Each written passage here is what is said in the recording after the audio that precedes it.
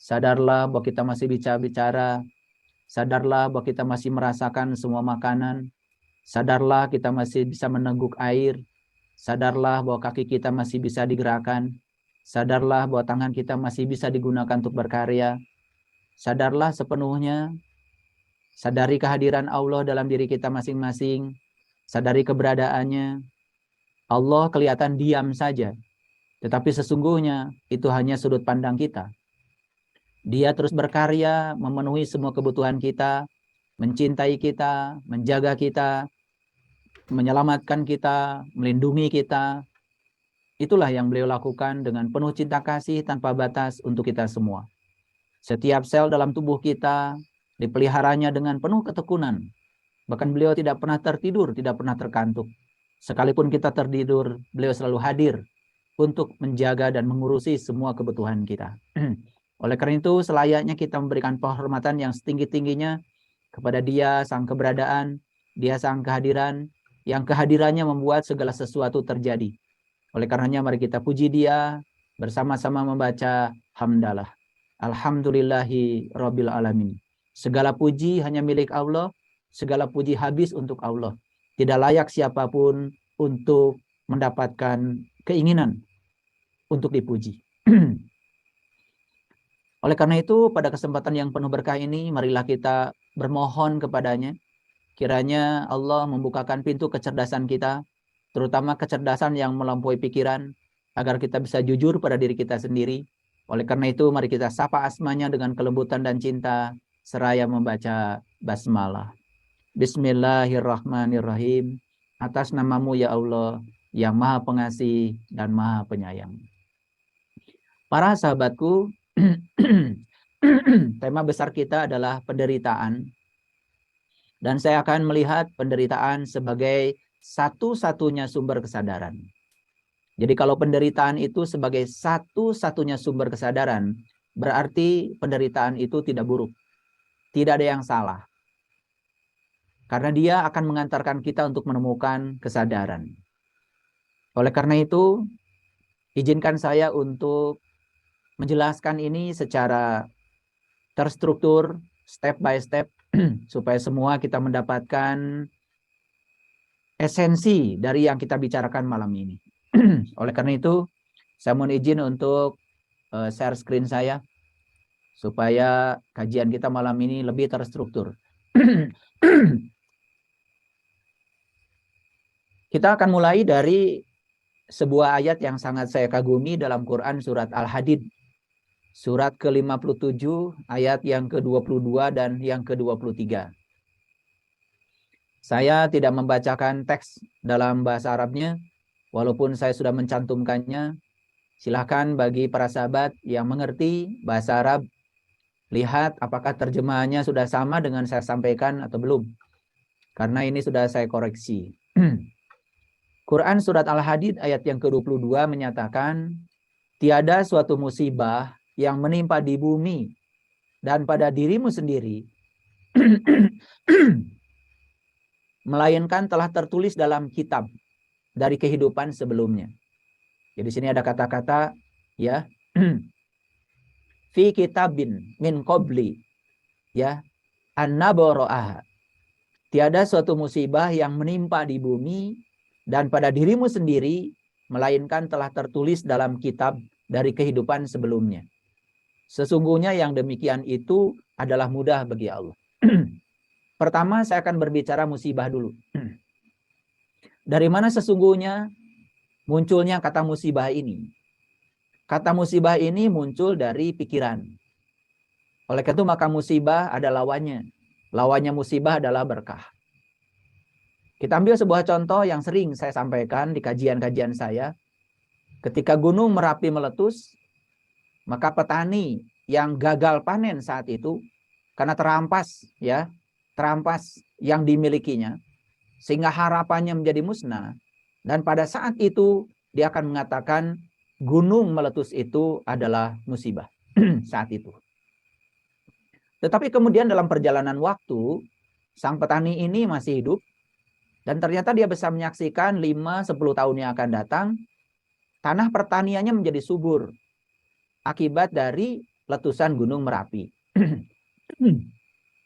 Di mana mineral-mineral yang tadinya sudah habis ya, diserap oleh akar untuk menjadi makanan ya, untuk menjadi buah yang menjadi makanan bagi manusia, itu sudah habis ya di dalam tanah. Dan kemudian dengan letusan Gunung Merapi, kemudian ada mineral-mineral baru yang dihadirkan dari perut bumi lewat letusan Gunung Merapi. Sehingga 5-10 tahun yang akan datang, para petani mengatakan bahwa ya tanahnya subur. Dan pada saat tanah subur, maka dia panen ya berlimpah, sehingga keinginan yang diharapkan itu tercapai. Apa yang terjadi?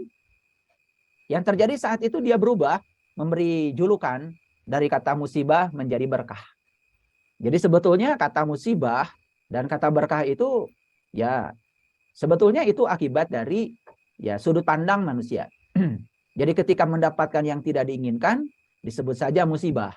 Dan ketika mendapatkan yang diinginkan, disebut saja berkah.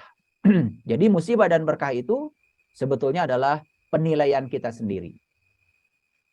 Alam tidak berbicara berdasarkan penilaian kita. Alam itu berbicara sejujurnya. Alam itu berbicara apa adanya. Alam tidak bergantung suka atau tidak suka kita kepadanya. Kebenaran akan tetap saja kebenaran. Matahari tetap saja matahari walaupun orang buta tidak bisa melihatnya. Dan madu itu tetap saja manis walaupun orang sakit tidak merasakannya. Jadi sekali lagi, musibah dan berkah, dua-duanya adalah penilaian manusia. Itulah keterbatasan bahasa. Jadi yang dimaksud dengan musibah di ayat ini sesungguhnya adalah segala hal yang datang kepada kita yang mungkin kita tidak pernah berharap itu datang. Padahal sebetulnya di ayat ini dikatakan, segala musibah yang menimpa di bumi dan pada dirimu sendiri, itu semua sudah tertulis dalam kitab. Kitab siapa? Tentu saja kitab amal kita. Nah, kitab amal kita itu tertulis di mana? Itu yang kemudian menjadi data kita, data karma kita. Bagaimana itu terbentuk? Mekanisme saintifiknya adalah pada saat kita bernapas, coba sadari, napas itu diambil dari ruang kosong ini, masuk ke dalam hidung kita, dan kemudian memasuki seluruh sel dalam tubuh kita, bahkan memasuki ruang cipta kita, dan semua dikeluarkan kembali ke ruang kehidupan ini. Dan saat napas itu masuk ke dalam tubuh kita, dia akan menjadi penyaksi terhadap semua hal yang ada di ruang cipta kita. Dan semua yang ada di ruang cipta kita kemudian dibawa keluar dan menjadi simpanan data di sini. Inilah sebetulnya yang disebut dengan kitab diri kita. Oleh karena itu maka di dalam Quran surat Al-Isra ayat yang ke-14 Allah berfirman, Iqra kitabaka kafa binafsika al-yauma 'alaika hasiba. Bacalah kitabmu dan cukuplah itu sebagai juru hisabmu. Nah, disinilah sesungguhnya ada yang harus diluruskan. Karena selama ini kita menganggap musibah itu dari Allah. Seakan-akan Allah ya yang mengutus sesuatu yang menderitakan kita. Sedangkan Allah sendiri ya tidak pernah mengatakan itu dalam kitab suci. Bahkan beliau mengatakan semua musibah yang menimpa di bumi dan pada dirimu sendiri melainkan telah tertulis dalam kitab dari kehidupan yang sebelumnya. Jadi artinya semua hal yang datang dalam kehidupan kita saat ini hanya sekedar mengingatkan apa yang pernah kita tanam di masa lalu. Sekali lagi semua hal yang sedang kita jalani saat ini hanya sekedar mengingatkan tentang apa yang pernah kita tanam di kehidupan yang masa lalu. Jadi sebetulnya semua hal yang datang dalam kehidupan yang sekarang kita sendiri pengundangnya. Dan kalau kita pengundangnya, tugas kita adalah memuliakan tamu undangan kita. Harusnya kita menerimanya dan kemudian itu menjadi alarm untuk mengubah kehidupan kita. Itulah para sahabat. Makanya di dalam ayat ini, bagian yang terakhir dia katakan, sesungguhnya yang demikian itu adalah mudah bagi Allah. Karena dia memang sang katalisator. Dia adalah fasilitator. Dia adalah kehadiran. Dia adalah keberadaan. Allah sangat bergantung kepada kita. Jadi Allah akan mengikuti semua keinginan kita. Allah akan mengikuti semua keinginan kita. Makanya Allah mengatakan dalam sebuah hadis qudsi, aku bergantung sangkaan hambaku. Jadi Allah itu mengikuti persangkaan kita. Bahkan di dalam ayat lain Allah mengatakan yahdillahu linurihi mayyasha. Allah akan menunjukkan kepada cahayanya bahkan siapa saja yang dikehendakinya. Siapa yang akan dikehendaki oleh Allah? Ya tentu saja mereka-mereka yang punya kehendak. Makanya di ayat lain Allah mengatakan aku tidak akan mengubah nasibmu sebelum kamu mengubah nasibmu sendiri. Jadi apa sesungguhnya nasib itu? Nasib itu sesungguhnya adalah data kita. yang diciptakan oleh kita sendiri. Dan apa yang terjadi dalam kehidupan kita saat ini adalah panen akibat dari tanaman kita sendiri. Makanya Allah mengatakan, semua musibah yang menimpa dirimu, ya, dan yang ada di bumi, ya, itu melainkan sudah tertulis dalam kitab. Jadi kitab yang dimaksud adalah kitab amal kita. Kitab yang kita ciptakan di kehidupan kita sebelumnya, yaitu adalah data kita sendiri. Oleh karena itu maka ilmu neuroscience ya memberikan penjelasan bahwa di setiap sel itu ada DNA. Dan DNA itu mengandung sekitar 3 miliar data. Nah, 3 miliar data itu ya kalau dikalikan dengan sejumlah sel dalam tubuh kita, maka data yang ada dalam tubuh kita luar biasa. Maka tubuh kita ini adalah jalan untuk mengurai semua data-data yang ada yang kita ciptakan oleh kita di kehidupan sebelumnya. Min qabli antabro'aha. Begitulah menurut ayat ini. Lalu ya, untuk apa sesungguhnya kehadiran yang namanya musibah itu? Sekali lagi, musibah yang dimaksud oleh saya adalah segala hal yang datang dan kita tidak harapkan kedatangannya. Karena kita selalu siap untuk menerima berkah. Padahal sesungguhnya ya semua hal yang datang kepada kita yang tidak diharapkan kedatangannya, bisa jadi lewat itu kita akan menemukan sebuah kesadaran. Saya ingin sedikit share ya kepada para sahabat semuanya. Beberapa bulan terakhir ini ya, saya terlibat di dalam pelatihan kesehatan holistik. Jadi kesehatan holistik itu adalah bagaimana kita menterapi penyakit yang diderita seseorang ya, sehingga treatment yang kita berikan itu bisa menyehatkan semuanya. Itu berdasarkan risetnya Frederick Linkart ya.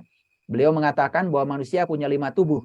Yang pertama tubuh spiritual, yang kedua tubuh intuisi, yang ketiga tubuh mental, yang keempat tubuh energi, dan yang kelima adalah tubuh materi, tubuh fisik ya. Dan kalau diurus ya tubuh spiritualnya yang pertama, maka 4 tubuh yang lain akan sehat. Sebaliknya kalau kita hanya mengurus tubuh yang nomor 5, tubuh fisik, belum tentu berkontribusi untuk membangun kesehatan tubuh-tubuh yang lain. Nah, disebut apa itu kesehatan holistik, artinya apa? Ketika kita mentreatment satu saja bagian yang atas, yaitu tubuh spiritual, maka whole ya, itu secara keseluruhan tubuh yang lain akan merasakan dampaknya. Itu yang disebut dengan kesehatan holistik. Dan sekarang ya alhamdulillah saya dengan tim sudah membangun klinik ya kesehatan holistik. Para sahabat yang memiliki masalah ya dengan kesehatan itu bisa apa itu datang di klinik kami. Nah, apa sesungguhnya ya yang saya ingin sharingkan dari pengalaman menjadi trainer di camp healing untuk kesehatan holistik? Nah, salah satunya adalah kesadaran yang mereka dapatkan, dan awalnya mereka sangat menolak terhadap semua penyakit yang mereka derita. Dan kemudian mereka bisa menerima kehadiran penyakit itu sebagai sebuah jembatan untuk menuju pada kesadaran. Di pelatihan itu saya sering mengajukan sebuah pertanyaan yang sangat sederhana. Pertanyaan saya biasanya begini, ya. Peristiwa apa yang mendorong para sahabat hadir di tempat ini? Dan saya sudah tahu jawabannya. Peristiwa yang mendorong mereka hadir di tempat itu adalah penyakit. Pertanyaan saya selanjutnya adalah, apakah penyakit itu ditunggu kehadirannya? Dan semua akan mengatakan bahwa saya tidak menunggu kehadiran penyakit. Tetapi bukankah penyakit itulah yang telah menghadirkan para sahabat hadir di tempat ini? Ya. Dan sampai akhirnya di akhir pelatihan mereka mengatakan, kalau saya tidak sakit, saya tidak mungkin ketemu dengan guru-guru yang memberikan kesadaran. Kalau saya tidak sakit, saya juga tidak akan pernah menemukan kesadaran baru. Dan kalau saya tidak sakit, saya tidak menemukan pencerahan di dalam kehidupan.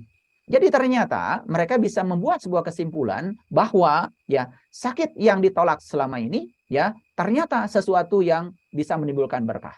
Oleh karena itu mereka bisa mengubah yang tadinya sudut pandang mereka terhadap penyakit adalah musibah menjadi berkah. Karena lewat sakit kemudian bisa menemukan kesadaran baru. Lewat sakit mereka bisa menemukan pencerahan baru. Lewat sakit kemudian bisa menemukan guru-guru yang berkesadaran. Karena ternyata ya hampir semua ya orang-orang yang berkecimpung di dunia pelatihan kesehatan adalah mereka-mereka yang sebelumnya mereka pun pernah sakit. Lalu mereka bisa keluar dari situ dan kemudian dia mendapatkan pelajaran. Dan pelajaran yang didapat oleh mereka kemudian dibagikan kepada semua orang. termasuk saya. Jadi saya pernah mengalami sakit ya seumur hidup saya 1 kali. Sampai saya harus kehilangan 1 ginjal saya. Dan itu adalah babak baru kehidupan saya mengalami sudut pandang yang berbeda. Disitulah saya kemudian mengubah pola hidup saya, masuk pada pola hidup sehat. Di situ saya mengenal olah nafas, di situ saya mengenal meditasi yang lebih dalam, ya. Di situ saya mengenal kesadaran, dan ternyata itu semua yang telah mengantarkan kita menemukan kesadaran baru. Jadi sekarang, siapa yang masih memandang sakit sebagai musibah? Begitu kesadaran kita meningkat, ternyata sakit bukan sebagai musibah, bahkan sakit bisa sebagai berkah. Apa yang mengubah kata musibah menjadi berkah? Tentu saja kesadaran kita. Itulah pentingnya kita meningkatkan kesadaran para sahabat. Nah, ini sekelumit ya pengalaman saya dalam memberikan pelatihan.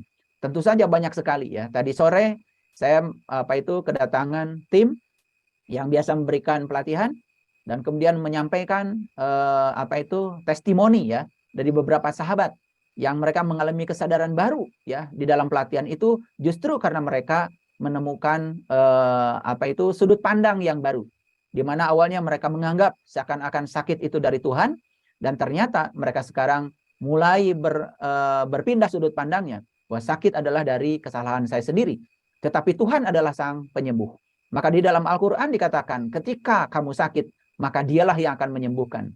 Jadi sudut pandang yang keliru kalau ada orang menganggap bahwa Tuhan memberikan penyakit. Tuhan tidak pernah menghadirkan penyakit apapun, tapi Tuhan hanya membantu kesembuhan kita pada saat kita sakit. Justru Tuhan itu adalah kehadirannya menyembuhkan.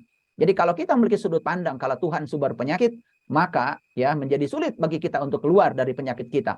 Tetapi kalau kita menganggap Tuhan itu sebagai sumber kesehatan, Dia adalah healer yang agung, maka kita akan mendapatkan kesehatan yang paripurna. Itu yang dialami oleh para sahabat. Ada seorang sahabat yang mengalami kanker paru-paru, dan setiap seminggu sekali harus disedot ya 1 liter lebih cairan dari paru-parunya. Bahkan suaranya tenggelam, tidak ada suaranya. Nah, ketika dia meditasi menemukan sebuah jawaban, dan dia seakan-akan menemukan intuisi. Intuisi yang didapatkan apa? Cairan yang ada di paru-parumu ya itu adalah air. Dan sekarang air itu akan berubah ya menjadi kesehatanmu apabila kamu bisa memandang kalau ya dalam paru-parumu, dalam dadamu sudah mengalir yang disebut dengan air kehidupan sukacita. Jadi ketika dia mendapatkan pesan itu, kemudian dia memberikan testimoni, dan apa yang terjadi ya biasanya makan obat, tidak makan obat lagi, dan ketika mendapatkan pengalaman itu ya dia merasa seakan-akan Tuhan hadir memberitahu bahwa sebetulnya di dalam dadamu itu kurang ya air sukacita. Itulah yang menyebabkan munculnya air yang berpenyakit. Gantilah sekarang air penyakit itu dengan air sukacita, dan dia kemudian merasakan sukacita yang dalam, dan dia tidak melihat lagi penyakit sebagai musibah, tetapi penyakit sebagai berkah. Apa yang terjadi? Sampai sekarang dia mengalami kesehatan yang luar biasa. Nah, itulah contoh-contoh sederhana para sahabat. Dan ternyata ketika kita bisa menerima apapun yang dihadiahkan semesta kepada kita, dan kita bertanggung jawab itu sebagai bagian dari karma kita yang harus diselesaikan oleh kita, maka kita akan mudah keluar dari semua itu. Sakit itu memang alamiah. Rasa sakit pun alamiah. Tetapi penderitaan dari sakit itu adalah pilihan. Jadi sekali lagi, penderitaan itu adalah pilihan. Kita mau menderita atau tidak menderita itu pilihan. Pada saat ada sebut saja yang tadi saya sebut, sesuatu yang tidak diinginkan datang. Misalkan bencana alam. Bencana alam datang alamiah karena alam sedang menuju kepada keseimbangan baru. Contoh misalkan gempa ya. Saya jelaskan dulu karena saya orang fisika ya. Apa sesungguhnya gempa itu? Kan sebenarnya gempa itu karena apa? Karena di perut bumi ini itu kan banyak sekali tenaga-tenaga yang tersimpan. Dan tenaga itu tentu saja akan mengambil lorong, akan mengambil tempat untuk menuju kepada keseimbangan baru. Sama seperti air ya. Ketika air berada di tempat yang tidak seimbang, maka dia akan mengalir menuju kepada tempat baru, di mana di situ dia mendapatkan keseimbangan. Dalam bahasa fisika ya, titik masanya, pusat masanya atau pusat beratnya itu ya menuju kepada keseimbangan, sehingga dia menjadi stabil di tempat itu. Ya sama ya, di perut bumi itu ada energi, dan energi itu harus dilepaskan sedikit demi sedikit agar apa? Agar ya terjadi keseimbangan baru. Jadi ketika ada akumulasi energi di satu tempat, maka dia akan mengambil jalan untuk melepaskan energi itu. Jadi sebetulnya itu peristiwa alam biasa. Dan kita memandangnya karena tidak mengerti seakan-akan sebagai peristiwa alam yang luar biasa. Nah, yang luar biasanya adalah ketika musibah itu terjadi, maka ada dua pilihan. Kita mau menderita dengan musibah itu atau tidak menderita dengan musibah itu pilihan kita. Jadi sebenarnya penderitaan akibat dari musibah itu pilihan. Karena penderitaan tidak include di dalam musibah itu.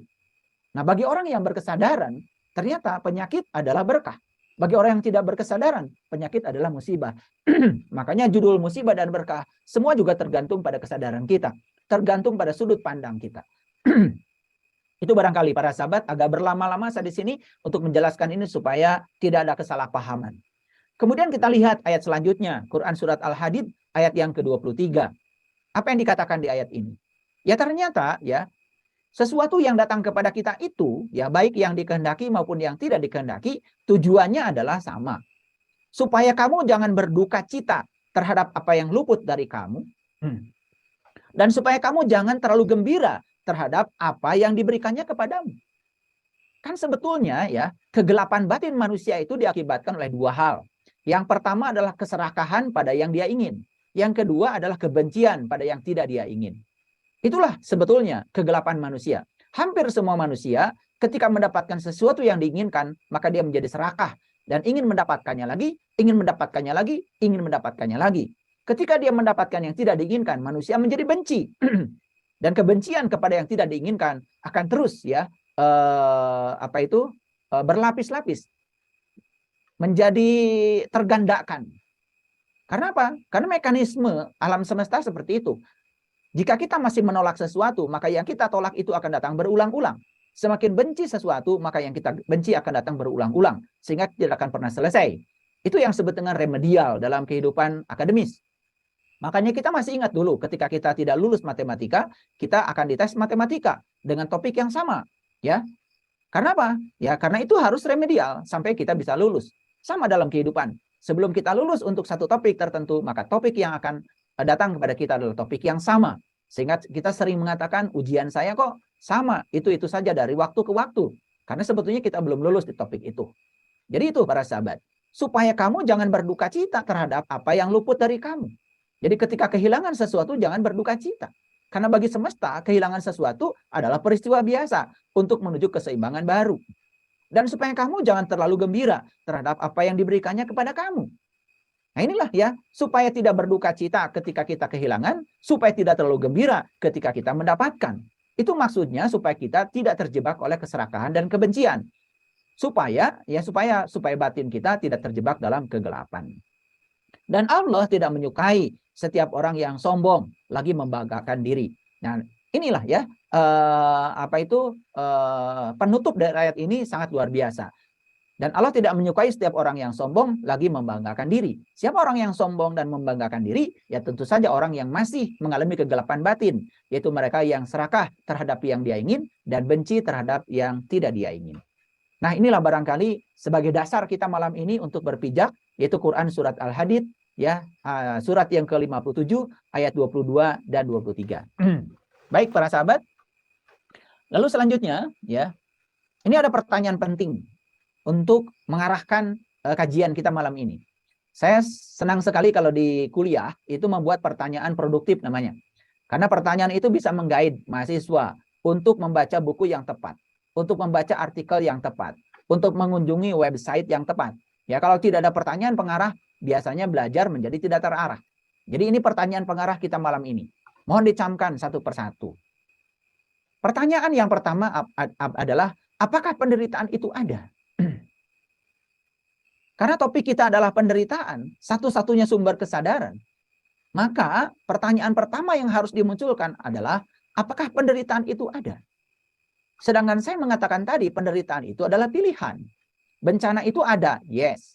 Sakit itu ada, yes. Gagal itu ada, yes. Tertipu itu ada, yes. Dan semua yang tidak kita inginkan dalam hidup ada. Dan itu nyata. Dan itu terjadi. Dan pertanyaannya, apakah kita harus menderita ketika kita mendapatkan yang tidak kita inginkan? Saya punya pengalaman. Ketika saya harus kehilangan satu ginjal saya, dan saya mengatakan pada diri saya tidak mau menderita. Walaupun saya harus kehilangan ginjal saya. Saya tidak mau menderita, karena penderitaan itu pilihan. Nah, ketika saya menderita sakit, saya juga merasakan betapa sakitnya ya dioperasi. Apalagi pasca operasi, saya juga sempat menangis. Tapi saat itu saya sadar bahwa penderitaan karena sakit itu adalah pilihan saya. Sakitnya alamiah dan itu ada, tetapi penderitaannya adalah pilihan. Jadi pertanyaannya adalah, apakah penderitaan itu ada? Ya bisa ada, bisa tidak ada. Bagi orang yang tidak memiliki kesadaran, tentu saja penderitaan ada. Tapi bagi orang yang memiliki kesadaran, tentu saya bisa mengatakan penderitaan itu tidak ada. Bagi orang yang memiliki kesadaran, dia mengatakan semua hal yang terjadi adalah berkah. Bagi orang yang tidak memiliki kesadaran, apapun yang terjadi menjadi musibah. Kan ada perbedaan ya, orang optimis dengan orang pesimis. Orang optimis ya, orang optimis kesulitan saja bisa menjadi peluang. Sedangkan orang pesimis peluang saja bisa menjadi kesulitan. Makanya kan susah kita bicara dengan orang yang memiliki blok mental. Susah kan bicara dengan orang yang semacam itu. Kenapa? Ya, jangankan kesulitan, ya, peluang pun bagi dia menjadi kesulitan. Bagaimana dia bisa mengubah kesulitan menjadi peluang? Peluang saja menjadi kesulitan. Orang yang semacam itu akan mencari cara, ya, atau alasan, ya, untuk tidak berbuat. Dan alasan yang dibuat oleh dirinya itu adalah alasan untuk tidak berbuat. Dan dia akan mencari-cari upaya atau pembenaran untuk mendindingi dirinya seakan-akan alasan yang dibuat untuk tidak berbuat itu benar menurut orang lain. Lalu dia mendapatkan kepuasan dengan itu. Padahal dia sebenarnya tidak beranjak kemana-mana. Itulah ciri orang yang pesimis. Sama seperti orang yang pesimis dengan penyakit. Ya, sama seperti itu. Ya, sama modelnya seperti itu. Jadi pertanyaan pertama, apakah penderitaan itu ada? Jawabannya ada dua. Bisa ada, bisa tidak ada. Bagi orang yang kesadaran rendah, tentu saja ada. Bagi orang yang kesadaran tinggi, bisa jadi tidak ada. Oleh karena itu, saya munculkan pertanyaan yang kedua. Bagi siapa penderitaan itu penting? Tentu saja penderitaan itu penting bagi orang yang kesadarannya rendah. Oleh karena itu, maka judul kita malam ini adalah penderitaan satu-satunya sumber kesadaran. Siapa yang harus disadarkan? Tentu saja yang belum sadar. Siapa yang belum sadar? Atau orang yang kesadarannya masih rendah. Jadi sangat penting sebetulnya bagi orang-orang yang kesadaran rendah harus hadir kepadanya penderitaan. Karena lewat penderitaan, maka dia akan diangkat kesadarannya. Makanya penderitaan jadi satu-satunya sumber kesadaran. Nah inilah, ya judul ini harus saya breakdown dulu supaya para sahabat semua bisa mengerti ide yang saya sampaikan. Tetapi ini bukan sekedar ide, bukan teori, tetapi pengalaman praktis yang sudah dialami saya pribadi dan yang sudah dialami oleh banyak orang. Ada seorang sahabat ya, dia mengalami masalah dalam kehidupannya. Luar biasa. Tetapi masalah itu telah mengantarkan dia, mohon maaf, bertemu dengan saya. Dan ketika bertemu dengan saya, kemudian dia belajar ilmu meniti ke dalam diri. Sampai bisa mengalami pengalaman-pengalaman spiritual yang luar biasa. Misalnya, merasakan kenikmatan sholat, merasakan kenikmatan bermeditasi, ya, merasakan hidup menjadi ringan karena sudut pandang sudah bagus. Dulu, apapun yang dipandang dengan pikirannya selalu saja buruk. Sekarang apapun yang terjadi, dia bisa melihat. Di belakangnya ada pesan yang harus dia tangkap. Sehingga pertanyaan dia bukan lagi tentang mengapa ini terjadi. Tapi pertanyaannya adalah pesan apa yang hendak engkau sampaikan kepadaku, kok ini bisa terjadi. Nah, kemudian saya flashback ke belakang. Kenapa Anda bisa mengalami kesadaran ini? Nah, dia mengatakan setelah bertemu dengan saya, dia mengatakan saya mengalami kesadaran ini. Jadi apa yang mendorong Anda menemukan kesadaran ini? Penderitaan saya. Jadi itu yang saya maksud penderitaan sebagai satu-satunya sumber kesadaran. Karena setelah mengalami berbagai macam hal yang tidak diinginkan dan saat itu dia menolak, ya, terus menolak dan menolak, apa yang terjadi? Bukan selesai masalahnya, tetapi ketika dia membuka diri dan menerimanya, maka itulah masalah menjadi terselesaikan. Itu yang disebut dengan mengatasi masalah. Mengatasi masalah artinya kita berdiam di atas masalah, bukan kita berada di bawah masalah. Karena masalah ada bagi orang yang tinggal di bawah. Tapi bagi dia yang sudah bisa mengatasi, sudah ada di atas masalah, masalah tidak ada. Dan mengatasi masalah berarti meningkatkan kesadaran. Nah, itulah yang dikatakan Einstein dalam statementnya. Dia mengatakan, kamu tidak akan bisa menyelesaikan masalah di kesadaran saat masalah itu terjadi. Dan kamu hanya akan bisa menyelesaikan masalah justru pada saat ya kamu sudah kesadarannya di atas masalah itu. Dan ketika kesadaran kita sudah meningkat, ternyata masalah yang tadi itu tidak ada lagi. Tanpa diselesaikan. tanpa diselesaikan. Karena cara menyelesaikan masalah adalah meningkatkan kesadaran. Nah inilah ya pikiran-pikiran yang inovatif seperti ini yang perlu kita miliki sebagai bekal kehidupan untuk menuju kedamaian. Jadi bagi siapa penderitaan itu penting? Tentu saja bagi mereka yang kesadarannya rendah. Jadi oleh karena itu maka siapapun yang kesadarannya rendah akan mengalami penderitaan itu. Dan penderitaan ini akan menjadi satu-satunya sumber untuk meningkatkan kesadaran dia. Nah, pertanyaan berikutnya, apa sebetulnya sumber penderitaan itu? Sumber penderitaan setiap manusia adalah pikiran. Sumber penderitaan setiap manusia adalah pikiran. Karena pikiranlah sebetulnya ya sebagai pencipta kehidupan kita. Apalagi ketika kita mengulang-ulang sesuatu di pikiran, kemudian memasuki perasaan, karena perasaan dengan pikiran itu terhubung, dan perasaan ini akan merealisasikan apa yang ada di pikiran. Kalau sudah jadi perasaan, itu akan menggetarkan ya semua hal di semesta ini yang sama frekuensinya dengan yang ditransmisikan oleh perasaan kita, maka itu yang akan hadir dalam kehidupan kita. Itu yang dalam bahasa hukum tarik-menarik disebut dengan like attracts like. Yang serupa akan menarik yang serupa.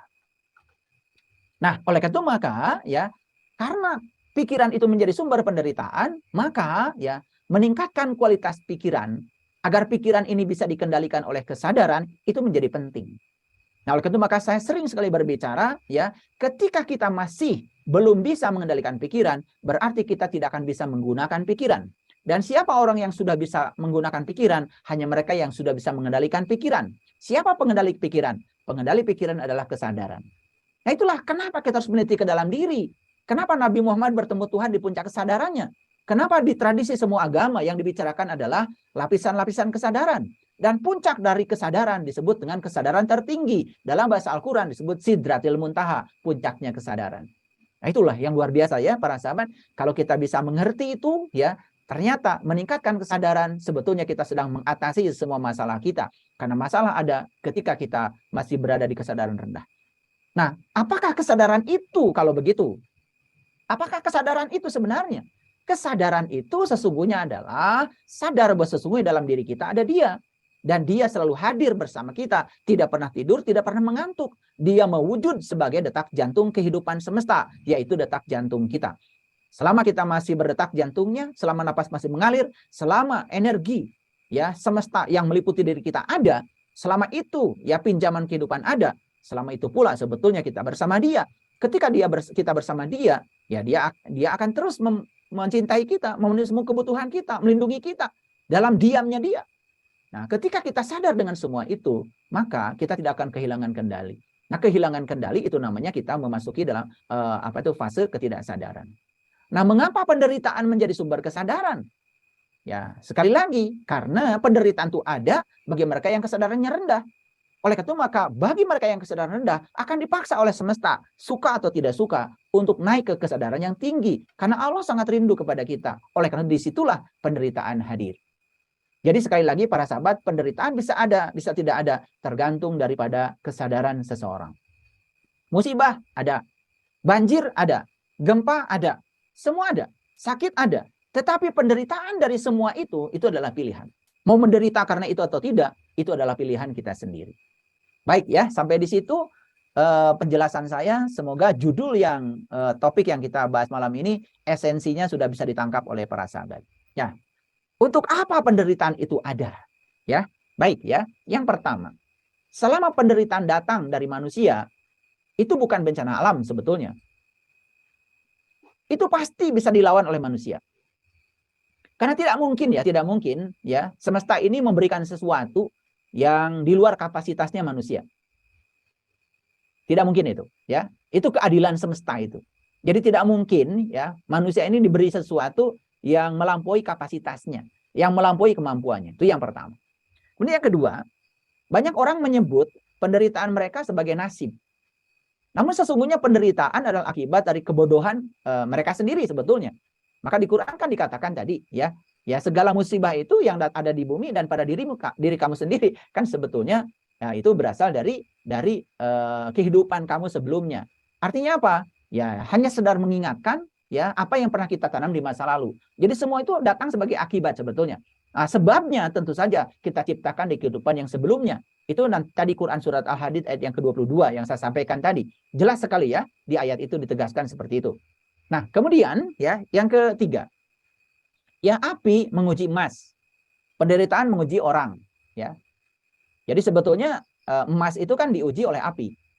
Ya, emas itu dilebur, ya, kemudian dipanaskan, setelah mencair, emas yang gelondongan itu bisa dibangun sesuai dengan yang manusia mau.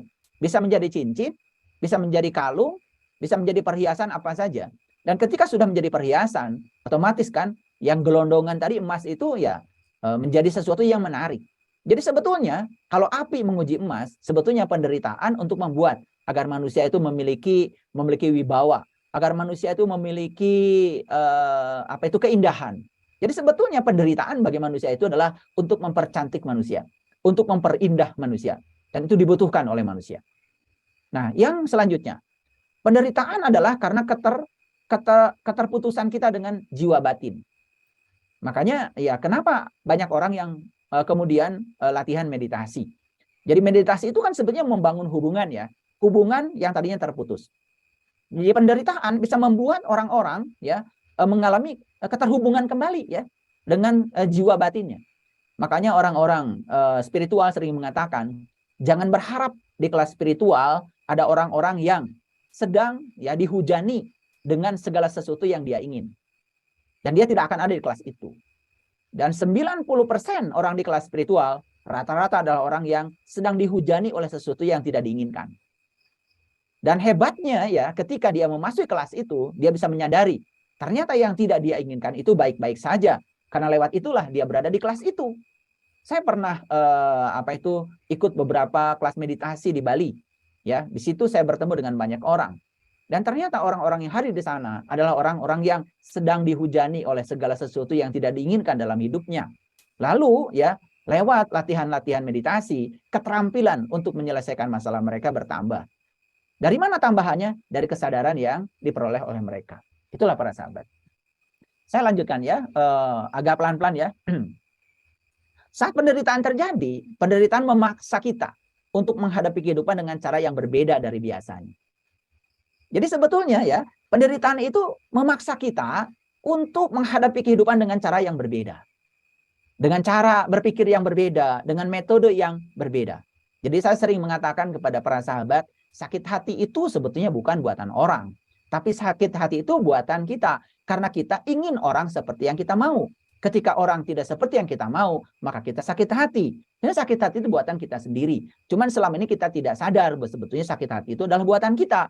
Kita sering mengatakan bahwa saya disakiti oleh si A, saya disakiti oleh si B, padahal sebetulnya kita disakiti oleh diri kita sendiri. Makanya di kesempatan yang lalu saya membuat kajian yang judulnya adalah mentertawakan diri sendiri. Itu adalah ciri tumbuh. Makanya orang yang sudah tumbuh kesadarannya, dia bisa mentertawakan dirinya sendiri. Dan orang yang masih sibuk mentertawakan orang lain, itu tanda sebetulnya kesadarannya belum tumbuh. Artinya dia tidak berubah. Nah oleh itu maka mungkin saja mohon maaf, orang-orang yang di level tadi itu akan mengalami penderitaan. Karena penderitaan akan memaksa dia untuk menghadapi kehidupan dengan cara yang berbeda dari biasanya. Dan ternyata ketika seseorang sudah mengalami berbagai macam penderitaan tadi, ya yang saya maksud penderitaan di sini sekali lagi adalah mendapatkan sesuatu yang tidak diinginkan, apa yang terjadi? Ada perubahan cara pandang dalam hidup. Ada perubahan memperlakukan hidup. Contoh misalkan gini, kan rata-rata orang yang hidup sehat hari ini, karena mereka pernah sakit kan, jarang sebenarnya orang yang hidup sehat sebelumnya belum pernah sakit. Ya, rata-rata begitu ya. Orang kolesterolnya sudah tinggi baru mulai ya menakar makanan mana yang layak untuk dimakan. Orang yang berat badannya terlalu tinggi mulai berpikir, apa sih penyebab berat badan naik? Lalu dia mulai menakar makanannya. Kan rata-rata seperti itu ya, rata-rata seperti itu. Jadi oleh karena itu maka ya sesuatu yang tidak diinginkan itu datang dalam kehidupan kita sebetulnya hanya untuk mengubah cara kita menghadapi kehidupan dengan cara yang berbeda dari biasanya. Seperti itu kan, ada orang yang harus menderita penyakit ginjal. Ya, ternyata dia sadar kalau dia itu kurang minum. Lalu kemudian setelah itu dia berubah cara hidupnya dengan cara ya sejam sekali dia minum, ya secara teratur. Minum tidak bergantung haus atau tidak haus. Kan itu sebetulnya akibat dari apa? Akibat dari dia telah mengalami sebuah peristiwa yang tidak diinginkan. Jadi sekarang para sahabat, setelah para sahabat mendengarkan kata-kata saya malam ini, ternyata kita ya melihat peristiwa yang diinginkan sudah nggak usah dibicarakan. Kalau itu terjadi dalam kehidupan kita baik-baik saja. Tapi bagaimana kita bisa menerima peristiwa yang tidak diinginkan sebagai baik-baik saja. Dengan sudut pandang yang semacam ini, kita menjadi tidak terjebak lagi dalam dualitas. Kita menjadi mudah untuk bisa menerima semua hal, apapun yang terjadi apa adanya. Apalagi kalau dikaitkan bahwa semua akibat yang kita terima hari ini sebagai cara semesta untuk mengingatkan sebab yang pernah kita tanam di masa lalu. Para sahabat ya, selanjutnya kita disembuhkan dari penderitaan hanya dengan mengalami sepenuhnya. Jadi kita disembuhkan dari penderitaan hanya dengan mengalami sepenuhnya. Contoh sederhana ya, saya kan pernah sakit, saya bicara diri saya saja. Luar biasa ya, habis operasi itu sakitnya luar biasa. Dan saya di situ ya, tidak ada pilihan. Kecuali bisa menerima rasa sakit itu apa adanya. Dan ketika saya bisa menerima rasa sakit itu apa adanya, ya tidak menolaknya, sangat berbeda. Jadi ketika saya menolak rasa sakit, semakin menolak semakin sakit, dan tidak ada habis-habisnya. Dan saya juga tidak bisa menikmatinya. Jadi sampai pada titik tertentu saya punya kesadaran, ya semesta ini ngasih saya sehat sudah terlalu lama. Masa saya diberi sakit sebentar saja saya tidak bisa menerimanya? Dan saat itu saya bisa menerimanya. Dan seketika saya bisa menerimanya dan menyadarinya, saya biarkan rasa sakit itu hadir dan saya menjadi penyaksi saja. Ternyata di situ saya menemukan kesadaran bahwa saya bukan pikiran, saya juga bukan tubuh, tapi saya adalah seorang penyaksi yang sedang menyaksikan. Jadi rasa sakit pun disaksikan, ternyata itu seperti nonton film. Lama-kelamaan juga rasa sakit itu hilang itu. Menjadi asik saja. Bahkan ya dalam waktu yang sangat singkat, ya tubuh saya yang dioperasi kemudian mengering dan saya bisa menjalankan aktivitas seperti biasa sampai hari ini. Para sahabat, ya selanjutnya, hanya orang yang kuat, yang tahu bagaimana mengatur penderitaan mereka untuk menahan rasa sakit, ya yang paling diperlukan itu saja. Ya seperti yang saya sampaikan tadi. Hidup itu menderita. Bertahan hidup adalah menemukan makna dalam penderitaan. Memang ya dalam hidup ini adalah banyak penderitaan. Karena banyak hal yang datang dalam kehidupan kita yang tidak kita harapkan kedatangannya. Dan cara bertahan hidup, ya ketika kita menderita, menemukan makna dalam penderitaan itu. Makanya orang-orang yang sadar tidak pernah menyampaikan pertanyaan mengapa ini terjadi. Tetapi pertanyaannya diperhalus menjadi pesan apa? Pesan cinta apa yang hendak engkau sampaikan kepadaku? Jadi ternyata di balik semua peristiwa itu ada pesan cinta yang sedang disampaikan kepada kita. Cuman kita karena terlalu bisik ya, terlalu bising dengan pikiran kita sendiri, kesadaran kita terkalahkan, akibatnya apa? Kita tidak pernah hening untuk mendengarkan suara itu. Itu saja sebetulnya pentingnya kita untuk belajar hening. Makanya hening cipta. Hening cipta itu kan sebetulnya istirahatnya pikiran.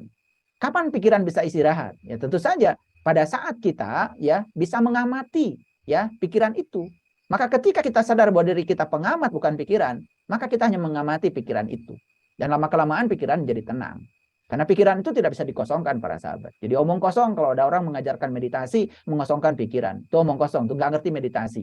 Karena meditasi itu adalah kita menempatkan diri sebagai pengamat bagi pikiran kita sendiri. Maka kita menjadi kenal mekanisme pikiran kita sendiri. Para sahabat ya selanjutnya ya, meski dunia ini penuh dengan penderitaan, ia juga penuh dengan cara untuk mengatasinya.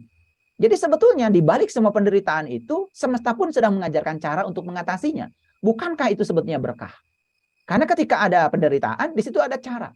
Misalkan begini, ya orang dulu kan tidak jalan kaki itu dianggap penderitaan ya dulu, ya. Nah karena jalan kaki itu capek, jaraknya jauh, kemudian dari situlah kemudian orang menciptakan transportasi, menciptakan sepeda yang paling mudah, menciptakan sepeda motor dikasih mesin, menciptakan mobil. Ya, ada yang di kampung-kampung sekarang masih menggunakan andong ya delman ya, ditarik dengan kuda, kan seperti itu. Itu kan sebetulnya adalah cara itu muncul karena apa? Karena manusia terlalu lama ya jalan kaki kemana-mana kan sebetulnya lelah juga ya. Kemudian saat itu manusia menciptakan hal baru yaitu untuk mengatasi itu. Jadi sebetulnya di balik semua penderitaan itu semesta sedang menghadirkan sebuah cara untuk mengatasinya. Bukankah sebetulnya berkah? Ya dulu kan orang tidak ada listrik dan menganggap ketiadaan listrik ya sebagai keterbelakangan. Kemudian ada orang yang kemudian melakukan riset ya. Kebetulan saya mengajarkan mata kuliah kelistrikan kemagnetan juga. Jadi saya tahu persis ya bagaimana kelistrikan itu terbentuk. Ada banyak orang di situ ya. Ada orang Yunani dulu yang pertama menemukan elektron. Ya, kemudian selanjutnya orang sadar bahwa setiap atom itu ada elektron, dan kemudian muncullah namanya tembaga, dan setiap tembaga itu ada elektron terluar ya yang disebut dengan elektron bebas.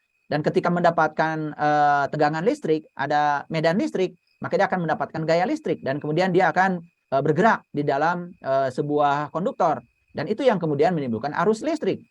Berbicara arus listrik, muncullah namanya ampere. Makanya arus listrik diukur oleh satuan ampere. Ampere itu nama orang sebetulnya.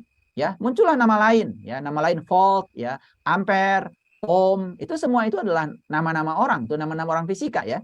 Di belakang itu ada lagi yang lebih hebat, ada Maxwell, ya, yang menumbuhkan gelombang elektromagnetik, ada Faraday, ada Lenz, ya, ada Biot-Savart, ada banyak sekali ahli-ahli fisika yang terlibat di situ ya. Ya, itu keren sekali ya. Bagaimana semesta ini mengenalkan rahasianya kepada kita. Lewat apa? Tentu saja lewat penderitaan. Karena manusia tidak mau dalam kegelapan. Manusia ingin dimanjakan dalam kehidupannya. Makanya sekarang kan ibu-ibu di dapur ya, ya untuk melumatkan bumbu kan, ya tidak mau lagi ya pakai ulekan ya. Kemudian menggunakan blender. Kan itu sebetulnya tenaga listrik yang dirubah menjadi gerak. Dan itu semua ya berasal dari ada sesuatu yang tidak diinginkan hadir, dan setiap yang tidak diinginkan hadir, di belakangnya itu ada cara untuk mengatasinya. Itulah cara semesta memberikan berkah. Dan itu luar biasa. Dan saya yakin ya, kalau manusia nyaman dengan kegelapan, kemudian listrik pun tidak akan tercipta. Ketika manusia itu nyaman, ya untuk telepon itu harus pakai kabel, mungkin tidak ada lagi yang namanya telepon yang wireless seperti sekarang. Sekarang kan kita mengalami kebebasan ya, bisa menelepon di mana saja. Mungkin ya orang-orang yang pernah hidup seusia saya masih ingat ya bagaimana dulu kita telepon harus ya, mau telepon itu harus nyampe rumah dulu. Nyampe rumah kemudian yang diputar itu kan, yang diputar itu mesti diputar dulu zaman saya ya telepon itu. Ya, itu pun ya kadang-kadang nyambung, kadang-kadang tidak. Masih ingat ya? Nah, itu kan semua itu tidak diinginkan. Lalu karena ada yang tidak diinginkan, maka semesta mengajarkan cara untuk mengatasinya. Muncullah sekarang handphone, betul-betul handphone ya. Jadi telepon tangan. Dan setiap saat ya tangan kita bisa memegangnya. Setiap saat kita bisa mengaksesnya. Bahkan sekarang kita bisa bisnis lewat HP. Bahkan sekarang kita bisa belajar lewat HP. Bahkan sekarang kita bisa mengakses semua sumber informasi lewat HP. Luar biasa. Bahkan setelah HP itu muncul ya, multimedia muncul di HP, apa yang terjadi? Televisi pun ya mulai ditinggalkan. Itu kan sebetulnya hal biasa, hal yang sangat alami. Tetapi jangan lupa bahwa semua itu muncul karena ada sesuatu yang tidak diinginkan datang. Kita tidak menginginkan telepon pakai kabel. Muncullah telepon tanpa kabel. Masih ingat ya dulu penyanyi susah jingkrak-jingkrak ya, karena mic masih pakai kabel. Kalau ditarik-tarik nanti ketarik ya sound systemnya. Dan sekarang artis ya bisa nyanyi ya nirkabel, tanpa kabel, dan bisa jingkrak-jingkrak. Bahkan bisa mendatangi penonton sejauh apapun karena sudah wireless. Itu kan semua berawal dari ada hal yang tidak diinginkan, dan yang tidak diinginkan itu ternyata baik adanya. Karena di balik yang tidak diinginkan, di situ ada cara untuk mengatasinya. Bukankah itu sebuah berkah? Dan kalau saya uraikan ini terlalu banyak contoh-contoh. Dan karena saya senang sekali memberikan uraian sesuai dengan fakta, maka saya berikan contohnya saja. Tidak semua saya jelaskan. Ya sama ya, munculnya berbagai macam terapi penyakit. Itu karena apa? Karena orang kan tidak menginginkan penyakit itu ada. Lalu muncullah berbagai metode, ya, luar biasa kan? Untuk urusan mata saja ada berbagai metode. Untuk urusan gigi ada berbagai macam metode. Untuk urusan telinga ada berbagai macam metode. Untuk urusan jantung, untuk urusan paru, untuk urusan ginjal, untuk urusan lambung, luar biasa. Sehingga muncullah ya dokter-dokter spesialis. Sebetulnya spesialis itu muncul itu karena apa? Karena ada masalah kan. Sebetulnya ya semua solusi itu tidak akan pernah ada tanpa ada masalah. Jadi sebetulnya kita sekarang bisa melihat bahwa sebetulnya segala hal yang tidak diinginkan terjadi, jangan buru-buru ditolak, karena lewat itulah kita bisa melihat berkah di balik itu. Nah, sekarang saya ingin memberikan setidaknya 5 hal saja. Bagaimana cara bertahan di masa sulit? Bagaimana cara kita bertahan di masa sulit? Artinya apa? Ketika kita mendapatkan yang tidak diinginkan itu, bagaimana cara kita bertahannya? Supaya kita itu mendapatkan berkah, supaya kita mendapatkan hikmah. Jadi yang pertama adalah harus percaya ada hikmah di balik kejadian. Seperti yang saya sampaikan tadi. Saya sudah kasih contoh-contoh yang sangat banyak tadi, ya. Harus percaya ada hikmah di balik kejadian. Makanya Rasulullah Shallallahu Alaihi Wasallam mengatakan, siapa yang melihat sesuatu tanpa melihat Allah di belakangnya, maka penglihatannya itu batal. Nah, itulah pentingnya kita belajar ya, bagaimana kita bisa melihat sesuatu itu sebagai kehadirannya. Jangan ya dikontrol oleh suka atau tidak suka. Jangan dikontrol oleh benar salah, karena ya kebenaran itu tidak bergantung pada benar salah. Kebenaran tidak bergantung pada disukai atau tidak disukai. Kebenaran adalah kebenaran. Yang kedua, bisa menyesuaikan diri dengan perubahan. Dan saya berulang kali mengatakan bahwa yang abadi di semesta ini adalah perubahan. Kita ini bukan sekedar akan berubah, tetapi kita akan berakhir. Nah, pertanyaannya, bagaimana kita punya kemampuan untuk beradaptasi dengan perubahan itu? Makanya semua orang yang akan bertahan hidup adalah mereka yang bisa beradaptasi dengan perubahan. Jadi sekarang kita masih menggunakan mobil dengan bahan bakar fosil. Ada solar, ada bensin. Dan suatu saat bumi ini tidak ngasih lagi fasilitas itu. Karena disedot terus oleh manusia dari perut bumi, ya suatu saat bumi tidak ngasih itu lagi. Karena semua bahan bakar fosil akan tidak ada. Berarti akan ada masalah. Ketika masalah ada, akan muncul cara mengatasinya. Muncullah namanya mobil listrik, kan seperti itu. Dulu manusia ya merasa naik mobil terlalu lama, ya. Maka manusia menciptakan pesawat. Dan sebenarnya munculnya pesawat itu untuk mengatasi masalah lamanya ya berkendaraan pakai mobil. Kan sebetulnya itu semua berbasis masalah. Dan semua penemuan itu berasal dari masalah. Jadi semua cara mengatasi masalah bisa jadi karena ada sebuah penderitaan. Masih ingat kan bagaimana kita 2 tahun yang lalu harus berjibaku dengan virus COVID-19. Dan setelah itu kemudian manusia menemukan berbagai cara. Ditemukan vaksin. Ya, ditemukan berbagai jenis masker. Ditemukan berbagai jenis obat. Luar biasa bukan? Itulah cara semesta memberikan berkah. Jadi lihatlah semua secara integrated, secara keseluruhan. Jangan lihat sesuatu secara parsial. Kemudian yang ketiga, mampu membuka diri menerima pengalaman baru. Nah, inilah ya cara-cara mengatasi cara-cara bertahan di tengah kesulitan. Cara-cara bertahan ketika kita mendapatkan yang tidak diinginkan. Jadi yang pertama, percaya dulu. Ada hikmah di balik kejadian. Pesan apa yang hendak diberikan semesta kepada kita. Yang kedua, bisa menyesuaikan diri dengan perubahan. Karena semesta ini berubah terus, berubah terus. Bahkan saya yang hari ini bukan saya yang 2 minggu yang lalu. Jadi ada sahabat yang bertanya pada saya, kenapa saya ketika menceritakan ayat yang sama, kok berbeda-beda di waktu yang berbeda? Jawaban saya sederhana, karena kesadaran saya berubah terus. Bahkan tubuh saya yang kemarin dengan tubuh saya yang hari ini berbeda. Orang yang tidak sadar melihat tubuh saya masih seperti ini, seperti yang kemarin. Padahal sel-sel dalam tubuh saya sudah berbeda. Ya, saya sudah mengalami kematian miliaran sel dalam sehari atau 2 hari. Bahkan orang-orang biologi mengatakan dalam sehari kita bisa mengalami kematian 17 miliar sel dalam tubuh. Jadi saya yang kemarin sudah bukan lagi saya yang hari ini.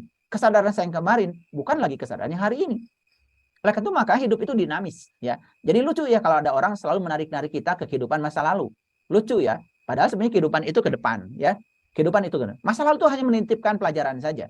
Untuk melakukan tindakan saat ini supaya ke depan kita tidak melakukan hal yang sama seperti yang sudah kita alami di masa lalu. Kalau itu tidak dikehendaki kehadirannya. Kemudian yang keempat, memiliki komitmen melakukan segala sesuatunya sebaik mungkin. Kan kita mengalami penderitaan karena apa? Mungkin saja karena kita terlalu banyak menunda. Mungkin saja karena kita belum optimal melakukan sesuatu. Makanya dengan adanya kesulitan, maka kita memiliki komitmen melakukan segala sesuatu sebaik mungkin. Dorongan itu ada setelah kita mengalami keterpurukan. Dan yang kelima adalah senantiasa menghargai anugerah kehidupan yang dimiliki. Nah, kalau diurai satu-satu, ya kelima pokok bahasan ini, yang pertama ya, percaya ada hikmah di balik kejadian. Yang pertama ya, setiap peristiwa terjadi karena ada kehadirannya atau keberadaannya. Jangan lupa ya, tidak ada satu peristiwa pun yang terjadi tanpa kehadirannya, tanpa keberadaannya. Karena Allah itu hanya mengikuti semua pilihan-pilihan kita. Maka Allah menegaskan berulang kali bahwa aku bergantung sangkaan kamu. Kamu sebetulnya pencipta kehidupan kamu. Aku hanyalah katalisator. Aku hanyalah keberadaan. Maka dalam Quran surat Al-Fatihah beliau mengatakan Rob. Rob itu bukan pencipta, tapi Rob itu adalah kehadiran. Rob itu keberadaannya. Keberadaannya sudah cukup membuat segala sesuatu terjadi. Itu yang disebut dengan kun fayakun. Yang kedua, setiap peristiwa adalah pesan semesta. Karena cara semesta berbicara kepada kita lewat peristiwa. Tidak seperti kita berbicara dengan kata-kata. Ayo para sahabat kita perhatikan. Saya kemarin ya, di sana itu di Kampung Paniisan Jelekong ya. yang sedang kita bangun, ya kita sedang membangun pusat peradaban di sana. Kita sedang membangun tempat untuk pembinaan spiritual. Kita sedang membangun tempat penempaan diri di sana. Kita punya lahan sekitar 3 hektar. Pegunungan tetapi di tengah kota. Silakan bagi para sahabat yang ingin kontribusi, ya, membangun peradaban, menciptakan sejarah besar dalam kehidupan, ingin bersama-sama dengan saya, yuk kita sama-sama, kita wujudkan di situ. Nah, ada beberapa sahabat ketika di saung karena sedang hujan, ya, bertanya pada saya, ya. Pertanyaan begini, apa katanya yang dilihat saya ketika saya melihat semua pohon-pohon yang di sini? Saya cuma menunjukkan, coba lihat pohon pisang itu. Ada pohon pisang di sudut kolam itu, kecil ya, dan dia sedang hamil ya, sedang berbuah. Coba kamu perhatikan, apa yang kamu lihat dari pohon pisang itu? Dan dia tidak bisa membicarakan apa-apa. Ya pohon pisang. Coba perhatikan. Pohon pisang itu ya mulai dari tumbuh, kemudian sekarang dia berbuah. Coba kamu perhatikan. Bagaimana dia menahan setiap saat buahnya itu. Dan setelah berbuah nanti buahnya udah matang. Apakah pohon pisang memakan pisang? Tidak kan? Semuanya disumbangkan kepada manusia. Nah di sudut kolam yang lain ada pohon petai. Ini pohon petai ini nanti sebentar lagi berbuah. Dan kalau dia berbuah, semua buahnya disumbangkan buat manusia. Dan semua alam ini menghasilkan sesuatu bukan untuk dirinya. Hanya manusia yang menghasilkan sesuatu buat dirinya. Jadi sahabat-sahabat yang mendengar saya bicara begitu, kok saya merinding ayah? Katanya. Iya, merinding ya, karena kamu sedang saya sadarkan. Jadi itu sudah merupakan pelajaran dari alam. Alam selalu mengajarkan bahwa hidup itu buat orang lain. Alam mengajarkan hidup itu buat makhluk lain. Hanya manusia yang punya keserakahan dan mengajarkan apa yang dihasilkan untuk dirinya sendiri. Bahkan yang punya orang pun dia rampok untuk dirinya sendiri. Itulah manusia. Tapi manusia itu aneh ya, selalu ya membicarakan hal istimewa nanti kalau udah mati. Tidak ada malu-malunya. Beda dengan pohon pisang, setelah dia berkarya menyumbangkan pisangnya, dia tidak pernah pohon pisang mengatakan nanti kalau mati akan dibangunkan apa. Pohon pisang tidak pernah mengatakan nanti kalau saya mati pengen dibangunkan surga, istana di surga, nggak pernah pohon pisang bicara seperti itu. Ya setelah mengabdi berbakti ya sudah selesai. Dengan keikhlasannya. Dia mati. Dan kemudian berdaur ulang. Itu saja yang terjadi. Itu yang diajarkan semesta. Para sahabat, ya, ini tentang topik yang pertama, percaya ada hikmah di balik kejadian. Kesulitan adalah tangga untuk meningkatkan keterampilan hidup. Mengapa ya di SD, SMP, SMA sampai perguruan tinggi ada yang namanya ujian. Ujian itu kan diberi soal. Soal itu kan masalah. Lalu kenapa mereka mau ya diberi masalah? Karena mereka sedang meningkatkan keterampilan hidup, keterampilan kognisinya. Ya, dari keterampilan yang paling dasar mengingat, naik lagi memahami, naik lagi menerapkan, naik lagi menganalisis, naik lagi kemudian mengevaluasi sampai mensintesa. Bukankah keterampilan hidup? Dan keterampilan hidup itulah yang kemudian mengantarkan kita untuk menemukan berkah hidup. Lalu ya, masih topik yang pertama, arahkan pola pikir kita pada sisi baik. Ya, jadi kalau semua pikiran kita diarahkan pada sisi baik, sama seperti kita melihat orang. Kalau kita mengarahkan pikiran kita pada keburukan orang, energi kita mengalir pada sisi buruknya, maka kita tidak melihat sedikit pun kebaikan orang itu. Tapi kalau kita mengarahkan ya pada sisi baiknya, kita akan melupakan keburukannya. Dan itu sangat menenangkan. Sehingga perasaan kita pun menjadi sangat damai ketika itu. Nah, makanya dalam Al-Quran ada batasan para sahabat. Ini saya bacakan ayatnya ya. Ini Quran surat Al-Baqarah ayat 269. Ini ayat yang paling saya kagumi ya. Jadi Allah berfirman, yu'til hikmata may yasha wa may yu'til hikmata faqad utiya khairan katsir wa may yazakaru illa ulil albab. Ya, jadi Allah akan menganugerahkan hikmah kepada siapa yang dikehendakinya. Dan siapa yang dikehendaki Allah mendapatkan hikmah, hanya mereka yang merindukan hikmah itu. Maka Allah mengatakan, tidak ada yang bisa menangkap hikmah kecuali mereka yang sudah bergelar ulul albab. Siapa ulul albab itu? Allah mengatakan di Quran, allazina yazkurunallaha qiyaman wa qu'udan wa 'ala junubihim, yaitu orang-orang yang sudah bisa mengingat Allah dalam keadaan berdiri, duduk dan berbaring. Itulah ulul albab. Bukan menyebut-nyebut nama Allah, tetapi yang sudah bisa mengingat Allah dalam keadaan berdiri, duduk dan berbaring. Jadi ulul albab itu adalah orang yang sudah kenal kepada Allah. Dan ciri orang yang kenal kepada Allah, dia tidak pernah menolak apapun yang terjadi di semesta ini. Maka dia akan mudah untuk mendapatkan hikmah. Apa hikmah itu? Hikmah itu adalah pesan semesta yang ditangkap dengan intuisinya. Sehingga dia tidak pernah menolak apapun yang terjadi. Karena, sekali lagi, musibah dan berkah itu adalah penilaian kita sendiri. Itu produk pikiran. Kebenaran adalah kebenaran. Dinilai musibah, dinilai berkah, kebenaran adalah kebenaran. Tidak bergantung pada penilaian manusia. Baik ya. Kemudian masih ya, yang tadi. Jadi ini yang pertama, ini yang kedua ya. Yang pertama kan tadi percaya ada hikmah di balik peristiwa, udah saya uraikan. Yang kedua tadi adalah bisa menyesuaikan diri dengan perubahan. Jadi saya masuk ke sini ya. Bisa menyesuaikan diri dengan perubahan. Sadari bahwa segala sesuatu akan berubah dan berakhir. Sadar ya, tidak ada yang tidak berubah. Bahkan bukan hanya akan berubah, tapi berakhir. Itulah sebetulnya keberatan kita. Ketika ada perubahan, kita tidak siap untuk menerima perubahan itu. Apa yang terjadi? Kemampuan beradaptasi kita terhadap perubahan sangat sulit. Dan itu yang menyulitkan kita pada saat kita berhadapan dengan situasi yang sulit. Jadi yang pertama, sadari bahwa segala sesuatu akan berubah dan berakhir. Yang kedua, yang abadi di semesta ini adalah perubahan. Ya toh? Siang itu tidak abadi, malam itu tidak abadi. Tapi pergantian siang dan malam itu yang abadi. Kemudian yang ketiga, yang akan bertahan hidup adalah yang adaptif terhadap perubahan.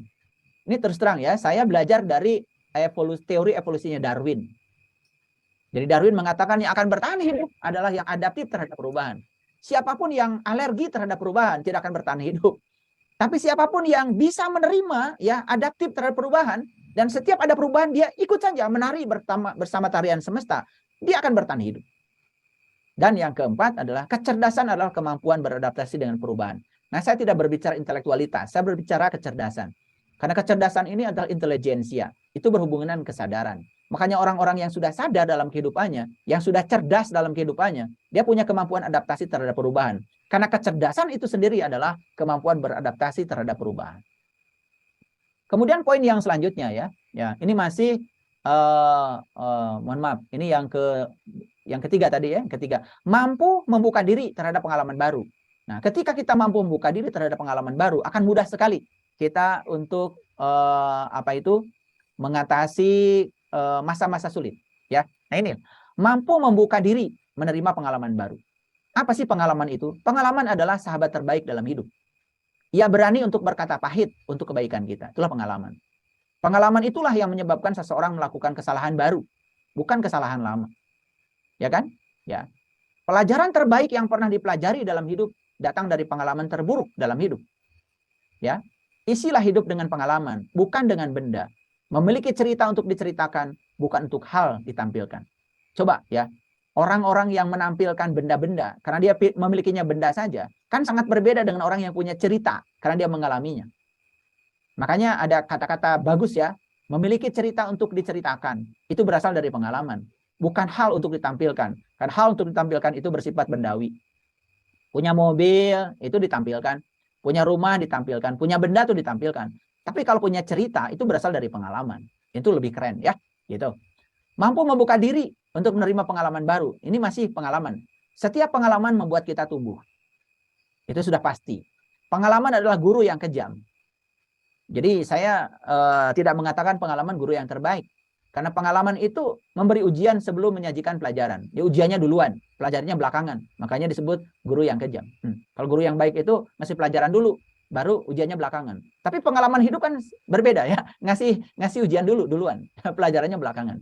Pengalaman hidup akan mengenalkan kita pada titik terendah untuk membawa kita pada titik terindah.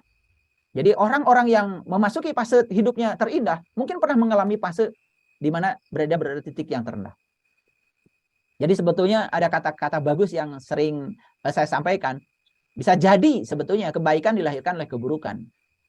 Bisa jadi ya. Bisa jadi kebenaran dilahirkan oleh kesalahan. Jadi karena itu kita jangan memilah-milah ya. Itu hanya soal fase saja. Jadi pengalaman hidup akan mengenalkan kita pada titik terendah untuk membawa kita pada titik terindah. Karakter tidak dapat dikembangkan dalam keadaan mudah dan tenang. Jadi kalau kita ingin karakter kita berkembang, karakter itu tidak akan berkembang dalam keadaan mudah dan tenang. Makanya orang-orang yang dikembangkan karakternya oleh semesta ini tidak dilahirkan di tempat yang mudah dan tenang. Hanya melalui pengalaman ujian dan penderitaan jiwa, hanya mengalami pengalaman ujian dan penderitaan, jiwa dapat diperkuat. Ambisi menginspirasi dan keberhasilan yang akan dicapai.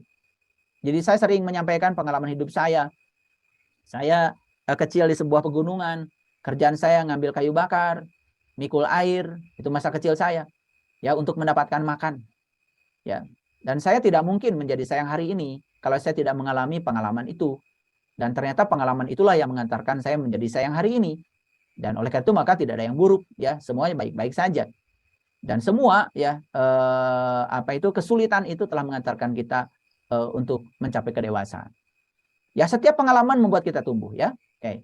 Jika kehidupan membuat diri menangis, ingat ada ribuan kenangan indah yang membuat kita tersenyum.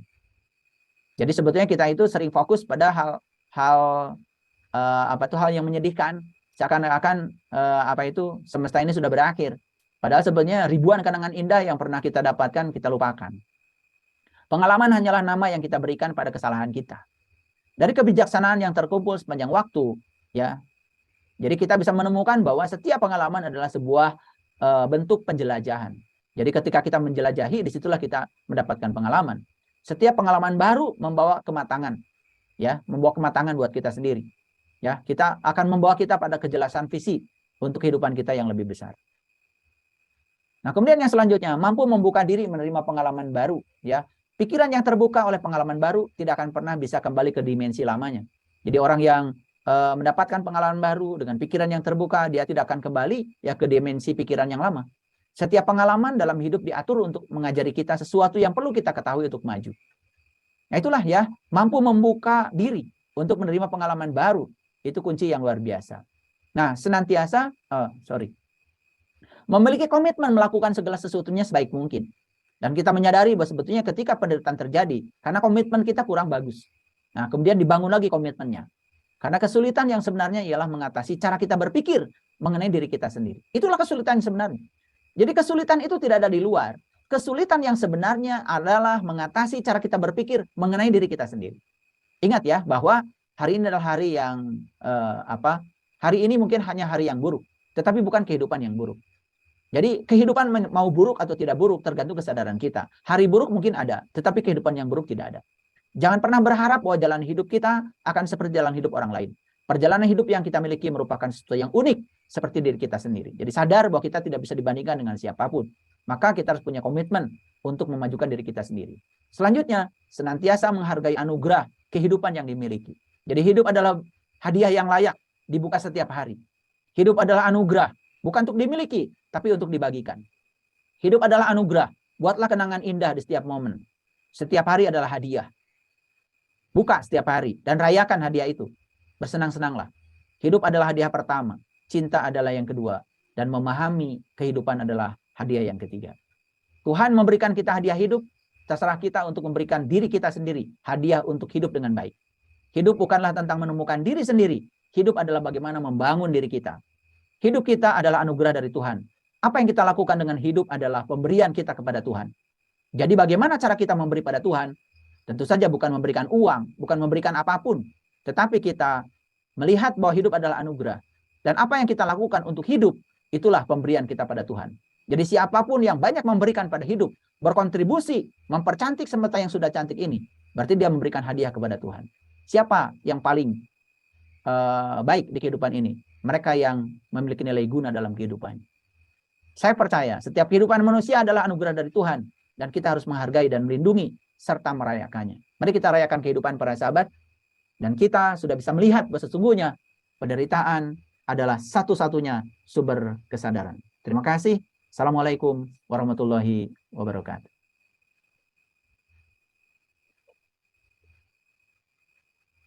Baik, mohon maaf kalau uraian saya malam ini sangat lama ya, sehingga saya membuka kesempatan dulu deh. Sudah ada raise hand dari Mas Ahmad Junaidi. Silakan Mas Ahmad.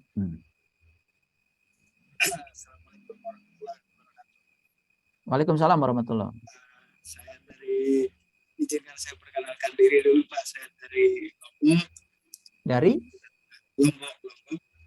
Suaranya tidak terdengar Mas Ahmad. Bisa terdengar Pak? Ya, sekarang bisa. Ya, saya dari Lombok. Mataram. Ya, kebetulan saya alhamdulillah udah ada di Bandung, tinggal di Bandung ya. Oke. Ya, alhamdulillah. Dan saya sudah sangat lama lah sering mendengarkan dari mulai Tausiah Dua Alam, kalau nggak salah tahun 2017, dan mungkin kalau bahasa Sundanya Hampura juga, saya juga mungkin nggak pernah ketemu sama Bapak langsung, tapi alhamdulillah saya udah dikasih jalan lewat mimpi kan. Dan saya agak grogi jadi Pak. Ya. Saya mau bertanya Pak. Jadi saya pernah dengar dulu kata-kata Bapak lah yang bilang, kebetulan saya juga di jalan itu Pak kan. Jadi ada bahasa Bapak dulu bilang membiarkan diri masuk ke jalan rohani memang sangat menakutkan. Ya. Dan bagi siapapun yang membiarkan dirinya masuk ke dalam jalan rohani sepenuhnya kan, begitu luar biasanya Pak. Ya. Dan bagi mereka yang sudah mengetahui hikmah di balik semuanya kan, dan ini ada keterkaitannya dengan pembahasan malam ini Pak kan. Nah, jadi saya minta penjelasannya. Dan yang kedua nih Pak, saya minta waktunya. Yang kedua, saya pernah mendengar langsung dari banyak orang dan terutama mursyid saya juga. Jadi beliau pernah berkata kepada saya ketika saya meminta izin lah untuk menimba ilmu dan belajar. Jadi beliau mengatakan ada istilah baiat Pak. Istilah baiat, dan seperti berbaiatnya kaum Ansor dan Muhajirin dahulu dan setelah kepada Rasulullah, dan setelah Rasulullah meninggal dunia berbaiat kepada Umar, Utsman, Abu Bakar, dan selanjutnya kepada Ali Pak. Dan saya yakin kan tentu manusia atau kita yang sekarang ini juga berbaiat kepada siapa, duriat siapa, dan itu yang jadi pertanyaan saya Pak. Mohon terima kasih, dan insya Allah kapan-kapan saya main ke sana, dan terima kasih buat mimpinya juga Pak. Itu baik. Dari sini, Pak. Baik Mas Ahmad Junaidi, terima kasih pertanyaannya. Semoga sehat, damai, bahagia selalu ya. Baik, pertanyaan yang pertama tentang bagaimana kita membiarkan diri kita masuk ke alam ruhani ya. Bagi orang yang tidak tahu, memang memasuki alam ruhani ini sesuatu yang menakutkan. Itulah pentingnya kita dibimbing oleh seorang guru. Guru yang sudah sampai, guru yang sudah tahu, guru yang sudah sangat ahli meneratas jalan itu. Dan ternyata begitu kita masuk ke dalam diri kita seutuhnya, ya, dibimbing oleh seorang yang tahu, ternyata sesuatu yang menakutkan itu berubah menjadi sesuatu yang sangat dirindukan. Itulah yang disebut dengan hikmah ya. Makanya tadi kan dikatakan yu'til hikmata may yasha wa may yu'til hikmata faqad utiya khairan katsir wa may yazakaru ila ulil albab. Jadi Allah akan menganugerahkan hikmah kepada seseorang tergantung yang dikehendakinya. Dan siapa yang dikehendaki ya tentu yang punya kehendak. Dan tidak ada yang bisa menerima hikmah itu kecuali ulul albab. Jadi ulul albab itu adalah ulu albab yang sering disebut ahlul bait ya. Orang-orang yang sudah kenal dengan rumah Tuhan dalam dirinya. Orang-orang yang sudah kenal dengan baitullah yang ada dalam dirinya. Orang-orang yang sudah bisa membuka ya pintu, ya sudah tahu kunci untuk memasuki rumah Allah yang ubluk ablak dalam dirinya. Itulah sebetulnya. Maka ketika dia udah masuk situ, yang ada cuma kerinduan. Bahkan yang terasa cuma hangat-hangat air mata. Itulah pentingnya pengalaman. Yang kedua, ya tentang baiat ya. Baiat ini kan sebenarnya bahasa Quran dari kata baya'a. Baya'a itu artinya jual beli ya. Ini yang harus dipahami, karena selama ini orang mengatakan baiat itu adalah janji. Bukan, baya'a itu artinya jual beli. Jadi sebenarnya perintah baya'a itu, perintah jual beli itu jelas di Quran ya. Jual dirimu pada Allah dan Allah akan membelinya. Kalau kamu sudah jual dirimu pada Allah, jangan jual lagi dirimu pada Tuhan-Tuhan lain selain Allah. Itulah ya pentingnya kita mengenal Allah. Karena kalau kita belum mengenal Allah, maka kita tidak akan pernah bisa tahu bagaimana cara menjual diri kita kepada Allah. Maka tidak ada ya perniagaan yang menguntungkan kecuali jual beli dengan Allah. Itu namanya berbaya'ah, itu namanya berbaiat. Tetapi seperti jual beli itu kan di dunia nyata aja harus ada penjual, harus ada pembeli, harus ada notaris. Betul? Itu ya harus ada penjual, pembeli, dan notaris. Nah, notaris itu disebut sebagai saksi yang melegalkan jual beli. Jadi nggak boleh hanya penjual dan pembeli, harus ada notarisnya. Itu kan? Nah, jadi kalau kita mau jual diri kita kepada Allah, harus ada saksinya. Nah, saksi di zaman dulu adalah para nabi, para rasul. Di zaman sekarang kan sudah selesai. Nggak ada lagi gelar nabi, nggak ada lagi gelar rasul. Yang ada adalah para ulama. Orang-orang yang meneruskan, para pewarisnya. Makanya Nabi mengatakan al-ulama warasatul anbiya. Jadi ulama itu adalah para pewaris umumnya Nabi. Tentu saja, sekarang kita jual belinya disaksikan siapa? Ya, jadi sebetulnya berbaiat itu bukan kepada guru, berbaiat itu bukan kepada orang. Berbaiat itu adalah jual beli kita dengan Allah disaksikan oleh orang yang berhak untuk menjadi saksi. Kan notaris juga tidak semua orang boleh jadi notaris dong. Harus ada legal formalnya dia sebagai notaris. Tidak sembarang semua orang buka pelang aja notaris, nggak bisa. Ya tidak bisa ngaku-ngaku, harus ada legal formalnya, harus ada sekolahnya notariat. Jadi seperti itu. Oleh karena itu maka siapa yang boleh menjadi saksi? Nah di dalam Al-Quran surat Al-Fat dikatakan, innalladzina yubayyi'unaka innama yubayyi'unallah. Barang siapa yang berbaya'ah kepada kamu, maka dia berbaya'ah, berjual beli kepada Allah. Jadi sebetulnya ya berbaya'ah itu harus lewat seorang pewaris tadi. Nah, siapa yang mewarisi itu? Ya tentu saja ilmu apa yang diwarisi? Ilmu yang diwarisi dari para nabi, para rasul itu cuma satu ya. Ilmu tentang mengenal jati diri. Jadi saya menyampaikan selamat karena Mas Ahmad sudah bertemu dengan mursyidnya. Ya semoga ilmunya berkah. Ya, itu saja. Terima kasih Mas Ahmad. Terima kasih. Terima kasih banyak. Ya, sami-sami. Ini ada Azlinda. Silakan. Saya tidak tahu ini karena nggak ada fotonya. Azlinda, perempuan atau laki-laki? Assalamualaikum. Assalamualaikum Ayah. Oh, Waalaikumsalam. Azlinda, Saya betul. Azlinda Malaysia. dari Malaysia. Malaysia. Silakan. Maaf Ayah kalau Ayah tidak faham bahasa Malaysia, tapi saya cuba. Paham. Ayah, saya sudah mengalami penceraian 4 tahun. Tapi saya cuba menganggap penceraian itu satu berkah. Tapi semakin lama saya semakin terasa sedih. Pertamanya saya dipulaukan oleh keluarga. Dan di Malaysia status sebagai ibu tunggal amat dipandang rendah. Maksud saya di tempat kerja orang selalu menghina status saya. Dan bila keadaan itu berlaku, saya mula menyalahkan diri. Saya mula menyalahkan kenapa Tuhan tidak bagi peluang kedua buat saya. Semua orang cakap apa yang hilang akan diganti dengan lebih baik. Tapi saya amat sedih bila melihat anak-anak membesar tanpa kasih ayah, dan bila keluar saya nampak orang lain, saya rasa kenapa mereka begitu beruntung sedangkan saya juga ingin seperti mereka. Melihat membesarkan anak seorang diri dan menguruskan rumah dan dalam masa sama bekerja sangat membuat saya stres dan terasa menderita lah ya. Saya cuba dapatkan guru-guru dari Indonesia untuk membimbing saya, tapi disebabkan jauh saya boleh belajar online je. Jadi saya tak tahu macam mana nak mencari kebahagiaan buat diri saya. Adakah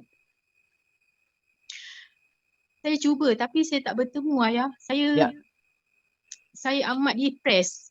Saya tak nak hidup dalam kecewa, bersedih, membandingkan diri selalu dengan orang lain, tapi itulah yang terjadi pada saya. Saya cuba maafkan diri.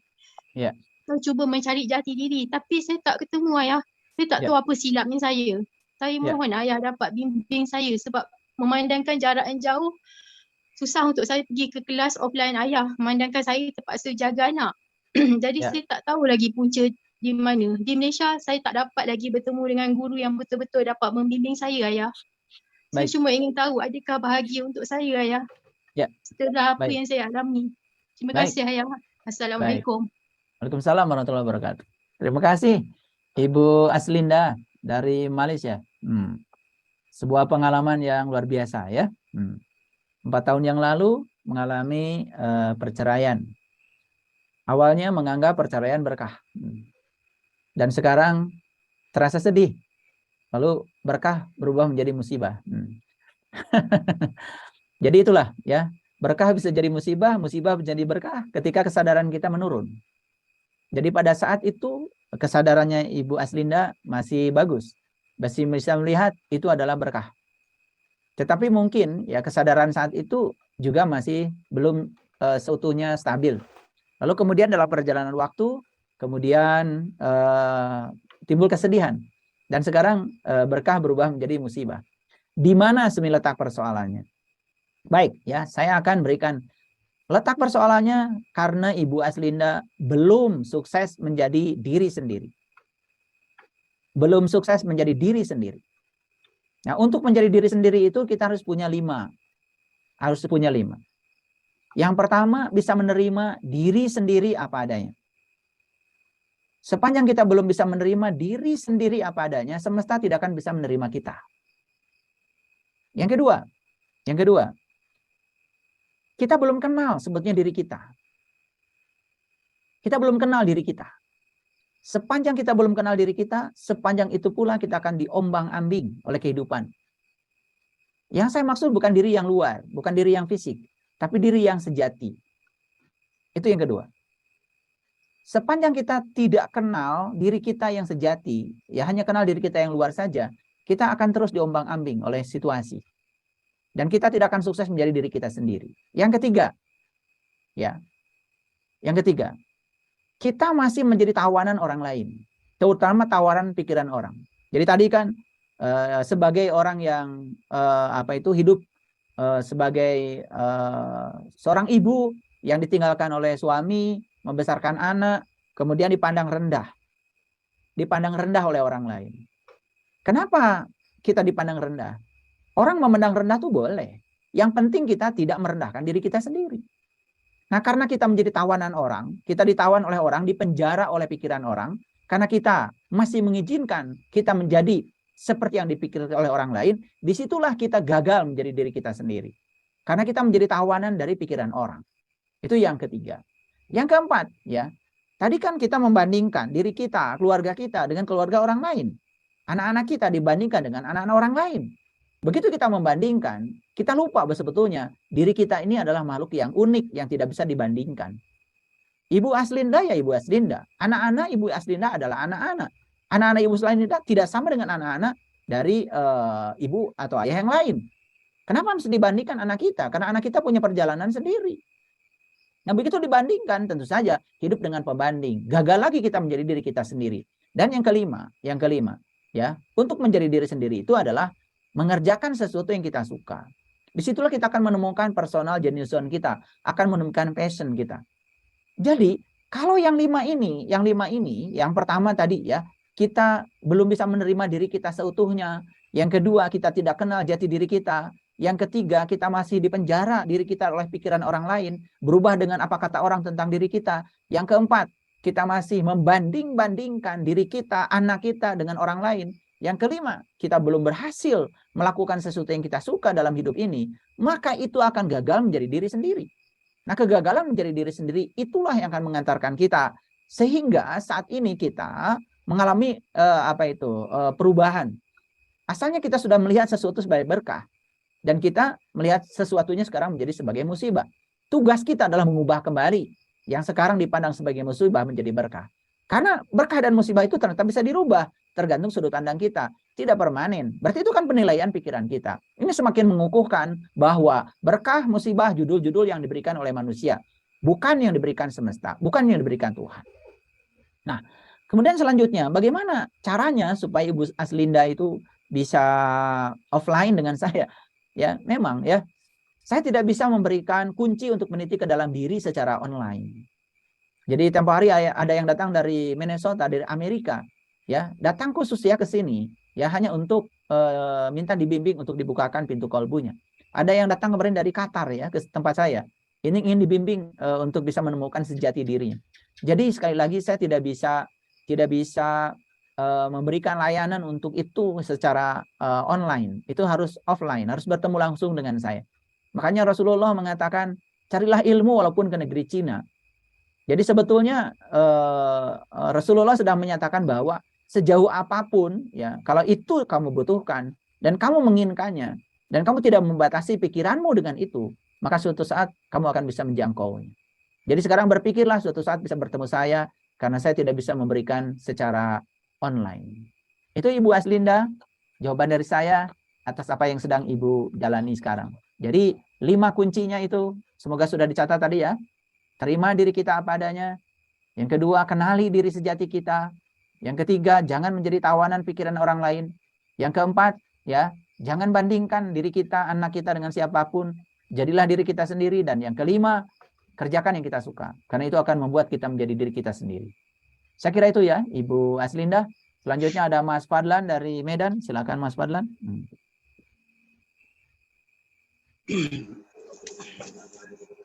Apa kabar Mas Fadlan? Ya, Assalamualaikum Ayah. Alhamdulillah. Salam satu rasa, satu cinta buat kita semuanya. Semoga pasti kehidupan penderitaan ini sebuah judul yang mengantarkan kita kepada kesadaran tertinggi kita. Amin. Guru, yang mau Pandan tanyakan adalah ini mengenai kesehatan ini, ya. Karena beneran orang tua saya pengobatan alternatif gitu ya, Guru. Jadi ya. Orang tua saya sering mengobati sesuatu itu, tetapi dengan terapi hanya dengan kata-kata jiwa seperti itu. Jadi frekuensinya itu hanya dengan melalui terapi kolbu dari jauh aja gitu, dengan kalimat-kalimat jiwa yang sana menjadi tenang gitu. Nah, Ayah Guru, apakah teknik yang seperti itu, nah itu memang bisa kita lakukan bagi mungkin sahabat-sahabat kita yang hari ini masih kebingungan loh dengan penderitaan, dengan penyakit. Apalagi baru-baru ini saya ada sahabat saya yang sakit lambung akut gitu kan.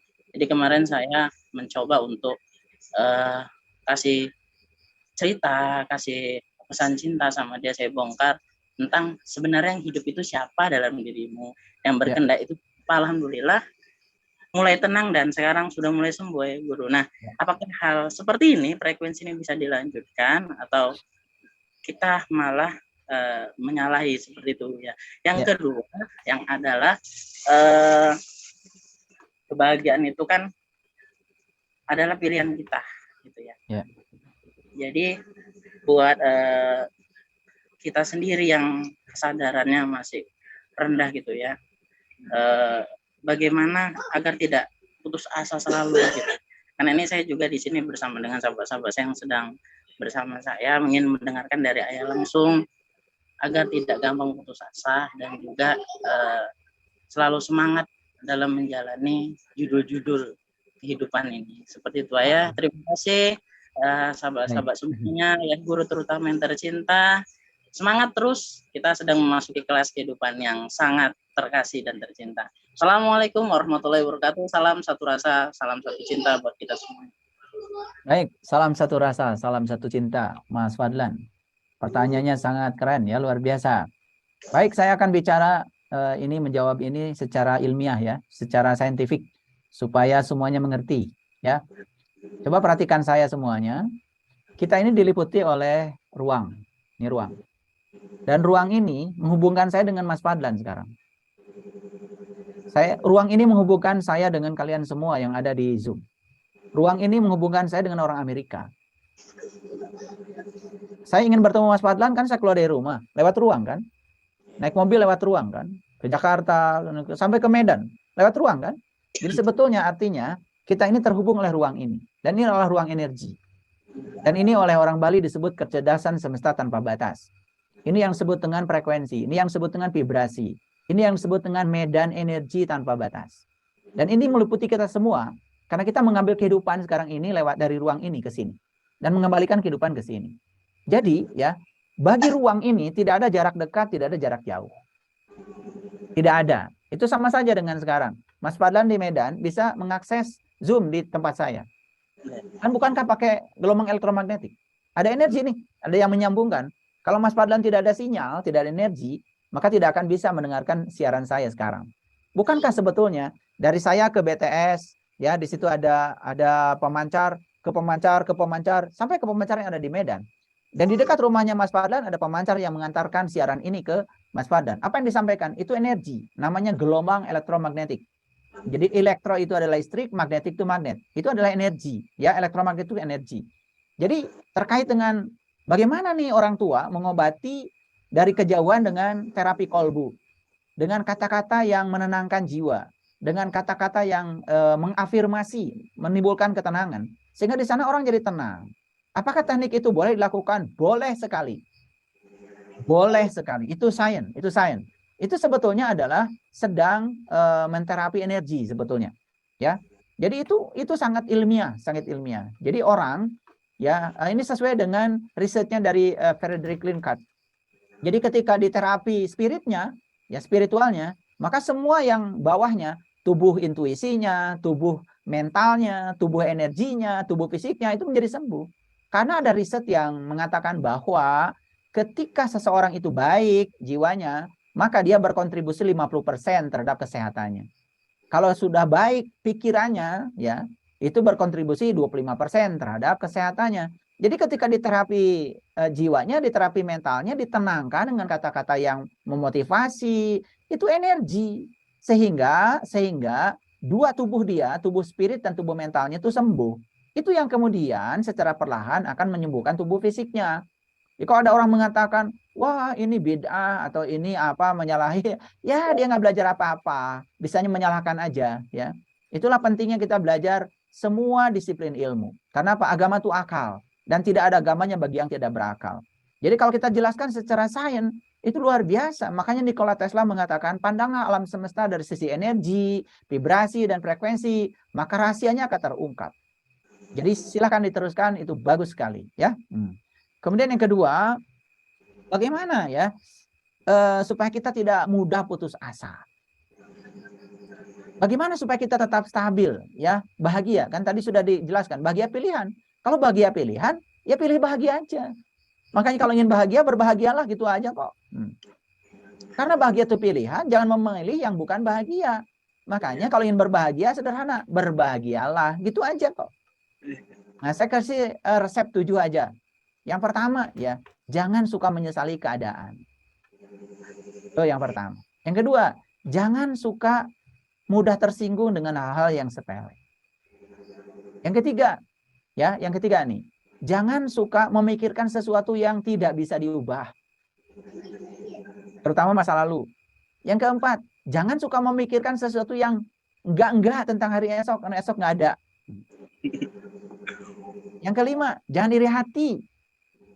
Yang keenam, jangan hidup dengan pembanding. Yang ketujuh, nih yang terakhir, jangan nganggur. Coba, nganggur itu membuat kita jadi berpikir kemana-mana. Ya, pokoknya lakukan saja apa. Di depan rumah banyak rumput, udah bersihkan. Di rumah WC kotor, kosok, gitu aja. Saya tidak pernah diam di rumah. Selalu melakukan aktivitas. Ya, karena diam itu tidak bagus. Nah, terapan aja 7 resep dari saya ini. Ya, insya Allah akan selalu stabil kebahagiaannya. Ya, Mas Fadlan, sampaikan salam. Salam satu rasa, salam cinta buat para sahabat semuanya di Medan. Terima kasih. Assalamualaikum warahmatullahi wabarakatuh. Baik, satu pertanyaan lagi. Ini pertanyaan terakhir, saya tidak membuka lagi. Silakan Pak Yunan. Silakan. Rahayu Sagung Remaja ya. Rahayu. Mohon maaf, mohon izin Ayah. Saya bertanya sedikit. Karena Ayah jelaskan mengenai musibah dan anugerah mungkin di situ. Saya hanya ingin bertanya sedikit karena di dalam Quran juga dijelaskan apabila ayatnya kurang begitu jelas ya. Yang jelas berbunyi seperti ini, apabila terkena musibah maka ucapkan innalillahi. Sedangkan innalillahi dengan musibah jauh kalau menurut pendapat saya. Mohon dijelaskan itu aja ya. Jadi maksud daripada innalillahi terkena musibah di ayat tersebut bagaimana? Demikian Ayah.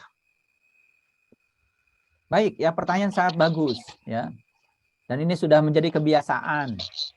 Begitu ada sesuatu yang disebut tadi musibah, padahal musibah itu kan tadi bisa ada, bisa tidak ada. Tergantung kita memandangnya. Tadi Ibu Aslinda dari Malaysia ketika perceraian terjadi awalnya menganggap itu berkah. Kok lama-lama jadi judulnya rubah, judulnya jadi musibah. Padahal sebenarnya peristiwanya tidak berubah kan, tetap aja perceraian. Jadi peristiwa yang sama bisa dipandang sebagai berkah, bisa dipandang sebagai musibah, berarti yang mengubah itu apa? Pikiran. Jadi sebetulnya kata-kata itu musibah, berkah, itu buatan pikiran. Yang terjadi adalah peristiwa. Semua yang terjadi adalah kebenaran. Tidak ada satu peristiwa pun yang terjadi tanpa kehadirannya, tanpa keberadaannya. Jadi oleh karena itu maka pandanglah di balik setiap peristiwa ada kehadirannya, ada keberadaannya, maka kita tidak akan menolak. Dan judul itu tidak ada lagi, Pak Yunan. Tidak ada lagi judul musibah, tidak ada judul berkah. Karena judul itu asli buatannya manusia. Oke? Nah sekarang kenapa di Quran dikatakan apabila ada musibah maka ucapkan innalillahi wa inna ilaihi roji'un. Itu bukan doa ya. Innalillahi wa inna ilaihi roji'un bukan doa. Innalillah sesungguhnya segala sesuatu berasal dari Allah dan akan kembali kepada Allah, kan begitu. Jadi sebetulnya ada korelasinya. Jadi apapun yang terjadi, sekalipun itu tidak kamu kehendaki, kalau kamu yakin itu adalah dari Allah dan kamu pasti melihat Allah sebagai sumber cinta kasih, maka kamu tidak akan berburuk sangka kepada yang disebut dengan musibah itu. Maka kamu akan tenang dan bisa menerima pesan dari itu. Dan kenapa yang harus dikembalikan pada Allah itu bukan berkah, kok musibah? Karena berkah itu semua orang bisa nerima. Tapi kalau musibah itu kan saya bilang tadi, segala sesuatu yang tidak diharapkan kehadirannya. Ketika itu terjadi, pasti orang akan menolaknya. Tetapi ketika dia mengembalikan itu, melihat dia sang kehadiran di belakangnya, maka dia tidak akan menolaknya. Bahkan dia akan bisa menarik pesan di baliknya. Gitu, makanya bukan sekedar innalillahi wa inna, bukan begitu. Tetapi innalillahi wa inna raji'un diterapkan sebagai sebuah sudut pandang. Diterapkan sebagai sebuah sikap, bukan hanya sebagai sebuah ucapan. Ucapan ya bagus, afirmasi kalau ngerti. Ini masalahnya kita tuh nggak ngerti. Nggak ngerti innalillahi wa inna ilaihi raji'un itu artinya apa. Padahal innalillahi wa inna ilaihi raji'un itu artinya sesungguhnya kita berasal dari Allah dan akan dikembalikan kepada apa yang kita pertuhankan. Jadi terserah kita mau mengembalikan kepada mana. Apa yang kita pertuhankan? Kalau kita menuhankan pikiran, dikembalikan pada pikiran. Jadi kan menolak. Jadi oleh karena itu maka yang paling penting dari kalimat ini adalah di setiap peristiwa yang tidak kita inginkan, jangan buru-buru ya mengatakan itu buruk. Karena ternyata tadi saya sampaikan justru lewat penderitaanlah manusia mencapai kesadaran. Kan begitu? Lewat penderitaan manusia mencapai, bahkan saya berani mengatakan satu-satunya sumber kesadaran adalah penderitaan. Kan begitu. Jadi oleh karena itu maka kalimat innalillahi wa inna ilaihi raji'un itu hanya mengingatkan kepada kita kalau ada yang tidak diinginkan jangan buru-buru menolaknya.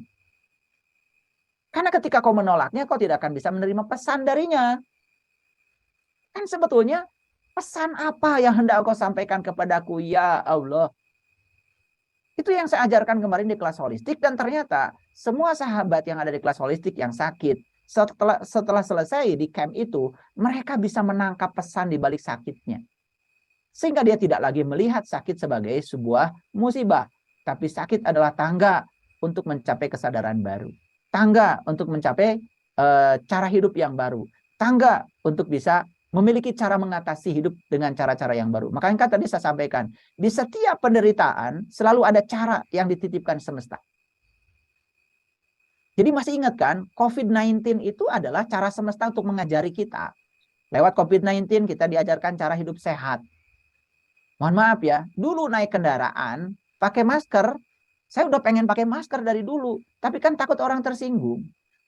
Dan sekarang kita pakai masker, orang nggak tersinggung. Dulu kalau saya bicara begini nih, ya berdua dengan lawan bicara, mohon maaf ya. Dulu kan pakai masker, takut kita menyinggung orang.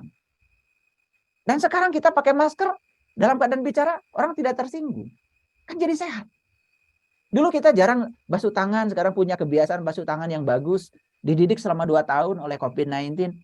Kita diajarkan cara menjaga jarak. Kita diajarkan cara hidup sehat. Kita diajarkan berbagai macam. Ya, bahkan Zoom meeting ini lahir karena COVID-19. Dan dulu sebelum ada COVID-19 tidak ada kajian online. Saya masih ingat ya, kalau saya ngasih kajian di Jakarta, 50 aja orang yang datang, itu sudah susah itu bikin masalah parkir. Saya dulu ngajar di Patra Kuningan ya, kalau yang hadir 50 saja, di Patra Kuningan, di rumahnya Presiden, itu ya, kalau yang hadir 50 saja, satu orang satu mobil, itu udah susah itu di Patra itu, mengganggu tetangga. Dan sekarang, Yang hadir sekarang tadi saya lihat 250 orang di sini saja dan tidak usah pakai parkir. Bukankah ini adalah cara baru? Dan cara baru ini dilahirkan oleh sebuah penderitaan. Dan mari kita lihat COVID-19 sebagai berkah, bukan sebagai musibah. Dan lewat itulah kemudian dagang online menjadi laku. Betul? Ya. Semua kan? Sekarang orang belanja menjadi online. Ya, tidak usah ke pasar berdesak-desakan dan semua bisa dilakukan. Bukankah cara baru ini lahir karena ada sebuah penderitaan? Dan sebenarnya penderitaan menitipkan cara baru. Bukankah itu sangat keren, Pak Yunan? Oke, baik, itu saja yang bisa saya sampaikan malam ini. Mohon maaf saya tidak membuka pertanyaan baru lagi karena ini sudah cukup waktu dari saya, dan saya menyampaikan selamat istirahat para sahabat semuanya, dan mohon maaf yang malam ini tidak terlayani pertanyaannya. Semoga para sahabat semuanya juga berbaik sangka. Kalau tidak dijawab oleh saya, berarti para sahabat akan bisa menjawab pertanyaannya sendiri. Terima kasih. Assalamualaikum warahmatullahi wabarakatuh. Nah, ini ada sedikit pengumuman. Saya sekarang sedang membangun sebuah bisnis besar untuk mensejahterakan umat, ya. Jadi kita sudah membangun koperasi hybrid, ya, koperasi digital yang memadukan koperasi konvensional dengan koperasi digital. Dan insya Allah ya pada tanggal 10-11 Desember itu ada pelatihan khusus untuk para sahabat di Hotel Ahadiyat, ya. Ini sudah ditampilkan pengumumannya. Yang ingin maju bergabung untuk membangun kekuatan ekonomi umat, untuk membangun kesejahteraan bersama, saya akan hadir di sana untuk memberikan pelatihan dengan sahabat-sahabat lain yang sangat kompeten untuk ini. Jadi saya mengundang para sahabat untuk hadir di pelatihan itu bagi yang berkenan tanggal 10-11 Desember. Ini apa itu rundown acaranya. Silakan barangkali bisa difoto dulu sebelum ditutup, ya. Ini kuotanya juga hanya 50 seat, ya, untuk sementara waktu. Dan ini akan membuka cakrawala kita untuk berpikir positif, ya. Membuka apa itu keran-keran energi supaya rezeki lahir batin mengalir deras dari semesta, karena semesta mengalirkan apa itu menyediakan rezeki yang sama buat semua orang, kebaikan yang sama buat semua orang, dan tinggal kita tahu caranya. Bagi para sahabat yang ingin tahu caranya, silakan bergabung di acara ini. Baik, itu saja, mohon maaf saya memberikan tambahan sedikit di akhir sesi ini. Terima kasih. Rahayu Sagung Dumadi. Assalamualaikum warahmatullahi wabarakatuh.